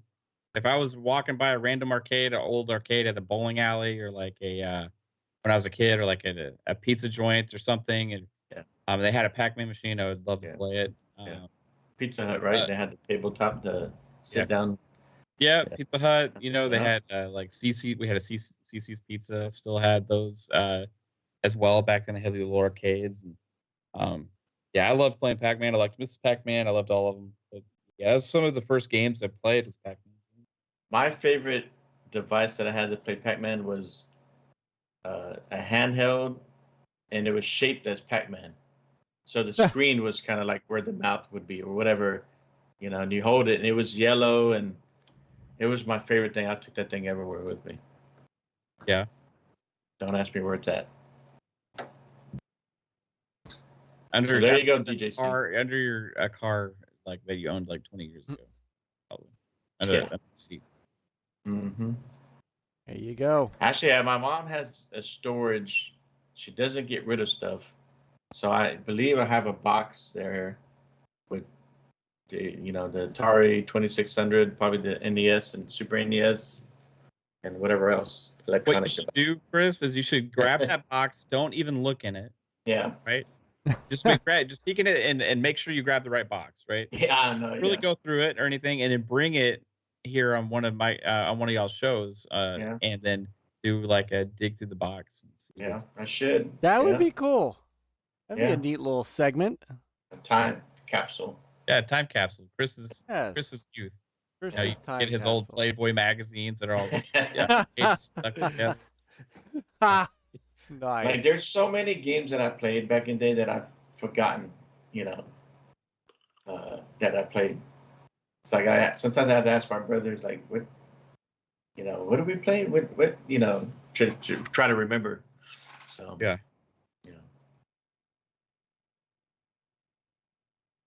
All right. But man, it was great. Great topics. A lot of good info. Yeah. Chat was great. Chat was fire. That was awesome. Early on. I think we got everything covered, right, guys? I think we rolled through everything we could. Yep. So. And Pac-Man. And Pac-Man. See, we got some Pac-Man in. So, so brother Mav, I'm not gonna. I really wasn't trying to break the record tonight. So I am not. Yeah. So seeing as it is 12:39 here in the East Coast and 11:39 where you and Chris are, I am going to go ahead and start moving us on out of here. Mav, always a pleasure to have you. This was a great night to have you. I think we couldn't have scripted this any better. So really appreciate you coming on. And of course, tell everybody where you are. Yeah, thanks for having me again, guys. All of you appreciate every single one of you guys. Rock. Some of my favorite people in this entire community are right here on this show. So it's great to get to chit chat with you guys. It's been too long. It has been, and we will not make it that long next time. Oh, it's all right. Get you back on Ultimate so we can razz you. Or maybe get Peter and Chris over there as well. Yeah. But yeah, guys, if you want to check out what we got going on our channel, go to YouTube Fun Speculation, Twitter Fun Speculation. If you just Google Fun Speculation, you will find us. But we got lots of shows and co-streams and reactions and game streams and try to do everything under the sun. Release videos here and there, also on news or relevant topics and stuff as well. So if you check out Fun Speculation on YouTube, hopefully just find some stuff you like. We do have those 3 podcasts that we do. Mondays at 10 p.m. Eastern is Fun Speculation Podcast. And that show, we talk about all consoles and kind of run the gamut of topics. Plus, we also take a look ahead at the games releasing for the week. And on Thursday, we have PM in the PM, my buddy Pong Soul and I at 7 p.m. Eastern time. We are going to have a guest this week on the show. We don't usually, but we're making it a thing of like 3 weeks here in a row. We're having some guests on. So for PM in the PM. So make sure you tune in on this Thursday at 7 p.m. Eastern. We got a lot to cover. And lately, our shows on that have been a little longer than usual because there's so much to talk about. Mm-hmm. Hopefully, Pong is 100% by then. Hope you're doing well, man. Yeah. Then also Fridays, Xbox Ultimate Podcast at 9 p.m. Eastern. That's the show that kind of started us off with the channel. And we just had episode 105 on Friday. Oh, wow. And we're going to be having 106 this Friday at 9 p.m. Eastern time. We have a awesome panel, and we just like to have fun on that show. So talk about a lot of Xbox news and some of the winners' controversy or criticism, or if there's fun stuff to be had or whatever. We're going to cover it all. And also, some people see me more as a streamer, and they just like to hang out and watch me stream games, right? So if that's what you like, come and hang out because I'm doing that all the time. I'm playing something, a lot of time I'm streaming it. So appreciate everybody in the chat. You guys rocked, and great conversations. Hell yeah. Appreciate you having you here, Matt. Been a while. Yeah. And, like I said, always enjoy your input in gaming and thanks, man. what you've done with your channel. You've come a long way, right? Yeah, you and really have. you got some great people there with you, great chemistry. And then Caitlin's doing her own thing, and right. Yeah, her TikTok is CLoWnZ. I was just gonna saying say, check out her TikTok. Yeah. And she just had this cake recipe that she posted for like the holidays, and she was about to hit. She had just hit 15K on TikTok, right? Wow. And she posted that video, and it exploded and I think faster than any of her other ones did, and it got like I think it was like 150K in like a day and a half Wow. or something like that. Is that Insane. absolutely insane? But like then that I don't know, just her TikTok is exploding right now, so I'm super proud of her and what she's doing. And Yeah, she hangs out with us on Ultimate on Friday nights as well. Mm-hmm. Yep. Yeah. We have No, we have I a love blast. y'all's chemistry, y'all's humor. Y'all are one of my favorite gaming couples. Thanks. And I enjoy the food, the pictures, like like when she posts the crumble cookie, like she posts Yeah. like what the latest. I'm like, and then I go tell the wife, hey, I want to try this. Yeah. So I get my influence from her. On They had a weird one, like was it last week or the week? Yeah, They had, like, everything bagel cookie. Like, yeah. like Did a you Yeah, try I it? couldn't- I wanted to try it. Did I you try wouldn't it? touch that with a 10-foot pole. I man. couldn't Like, get it. I wanted to yeah. try it. See, that's because I couldn't. There's something. There's something my yarmulke would set on fire if I tried that. That's like a bird seed cookie. I Right. don't know what No. they're thinking. Oh, no, we love you, Caitlin. We love you, Caitlin. You are awesome. And I have always enjoyed. I say some of my best time playing Halo Online is in the last few years has been with you guys. That was great. We got to get back into it. Yeah, I was hoping Halo Infinite would be that game, but like custom games just ain't there right now. You know what I mean? So they'll get there. It didn't turn out like I wanted with that game, what we had kind of planned. You know, we're going to be lots of fun times ahead. Mm-hmm. I think so. I hope so. I hope so. I am hopeful, and I'll stay hopeful. I'm good with that. Yeah. So Peter, Chris, another great showdown. You know, I always forget to do this. Indeed. But I never get a chance to ask you guys in case you want anybody to follow you anywhere. Peter, where can they find you? They can find me on Twitter at HDK360 and Xbox Live HDK, PlayStation HDK360. Probably HDK360 mostly anywhere except Xbox Live. What's your social security on the Switch? On the Switch, right? I don't know. Yeah. Yeah, and you can find me on Twitter and Yes. Xbox Live and PlayStation, Fastback 6768. So keep it the same. And don't ask me about the Switch. Awesome. You don't have your friend code memorized? How dare you? Hell no. My wallet. And you can find me at NLG Mullis on Twitter. You can find me as Stinger NLG on Xbox, the original NLG on PlayStation, and you won't find me anywhere on the Switch because I don't play it. But you also find all three of us here every Tuesday. Tuesday night at 9:30. 9:30. You can also follow our NLG Twitter at OG_NL Gaming. You'll find out about when we are streaming, and also we try to post all of our Gamers United Guild folks, which reminds me, as I put up on the screen, She's playing live right now. she is playing Guardians of the Galaxy right now, and I'm letting her know, just like we used to do with you, Mav, with Fun Pop. So the fourth wall. What would we call that? Yes, the fourth the wall. dimension. Yes, Streamception.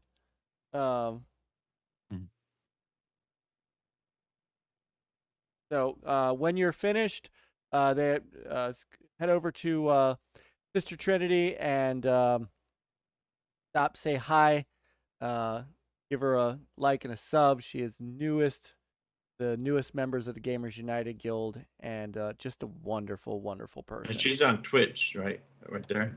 No, this is her YouTube channel. Oh, okay. So, in fact, let me drop that into. I haven't updated the list yet because we just announced this today. So, head on over to that link and just say hi. So, and in the meantime, thank you to the chat. You guys are awesome. So, Chuck, speaking of shows, don't we have a big show? See, she's waving. Don't we have a show? Don't you have a show tomorrow night at about this time, something forever. Something console that really is going to come out. I swear to God it is. One day. I'm still going to enjoy it when it does. One day when pigs fly. Shut up. But tomorrow we should have the Go Game Go. Yep, we got Go Game Go, and then Amico then- Forever, and then Amico Forever. Thursdays 4GQTV, Friday Iconic Video Games Podcast, and then right after that, Brother Mav and Xbox Ultimate. Drew, what are you up to? The magnificent 12, 13? You have a bunch of people that are always on there. No, we kind of like a rotating group now. It's like, you know, for the most part, usually we have Fuzzy, Psycho, Pong, Caitlin, Jasper. I think that's it for the most of the time. People that are able to be there most of the time, but 3-Bit's been able to make it more recently as well. I think Lady was able to make it back there for, you know, the 100th episode, and then, you know, we know the situation with Lupa right now as well. So Yeah. Yeah. you know, it's just kind of, we kind of have it like our fun spec fam, you know, and it's whoever can be there, you know what I mean, is part of it, and they can be there, you know, whenever they choose to. That's kind of how we handle it on our shows, because we have, you know, our Monday show also has, you know, it's usually Psycho, 3-Bit, and Jasper and Fuzzy, but anybody on our fam has a open invite to that as well. It just depends on schedules and stuff. Yeah. It's always Pong's good the to only have. one. It's like the PM and the PM is just like, it's just, you know, it's 2-man. It's like a 2-man show. That's the one that's like the most formatted with the regular panel, right? Right. Makes sense. Oh, but always fun to listen to that show. You know, even if I have to spend time with my wife, I'm still, you know, one ear in the ultimate. So no, honey, yeah, whatever you say, and I go back to the show. She doesn't listen, so I'm not telling her. So Appreciate you. oh, and we appreciate you. So thank you, everybody. We're going to go ahead and get on out of here. Chat, awesome as always. We love you guys. You're our gaming family. And look forward to seeing everybody next week at 9:30. Might play something next week. We'll see. I mean, I can't imagine that the news is going to keep rocking like this. So, and then in 2 weeks on the 21st, not 21st, 27th. On the 27th, our brother Myke from Digital Eclipse will be here to talk about the Turtles Cowabunga collection that they just put out, and the upcoming Atari 50th anniversary collection, which I am looking extremely forward to, and is going to be the next thing I get on my Atari VCS. So, but coming out for Xbox, PlayStation, and Switch, and PC as well. So, anyway, good night, everybody. Pick up a controller, get some gaming in, Take it easy. and Adios, Play gamers. play on, Have gamers. a good rest of the week.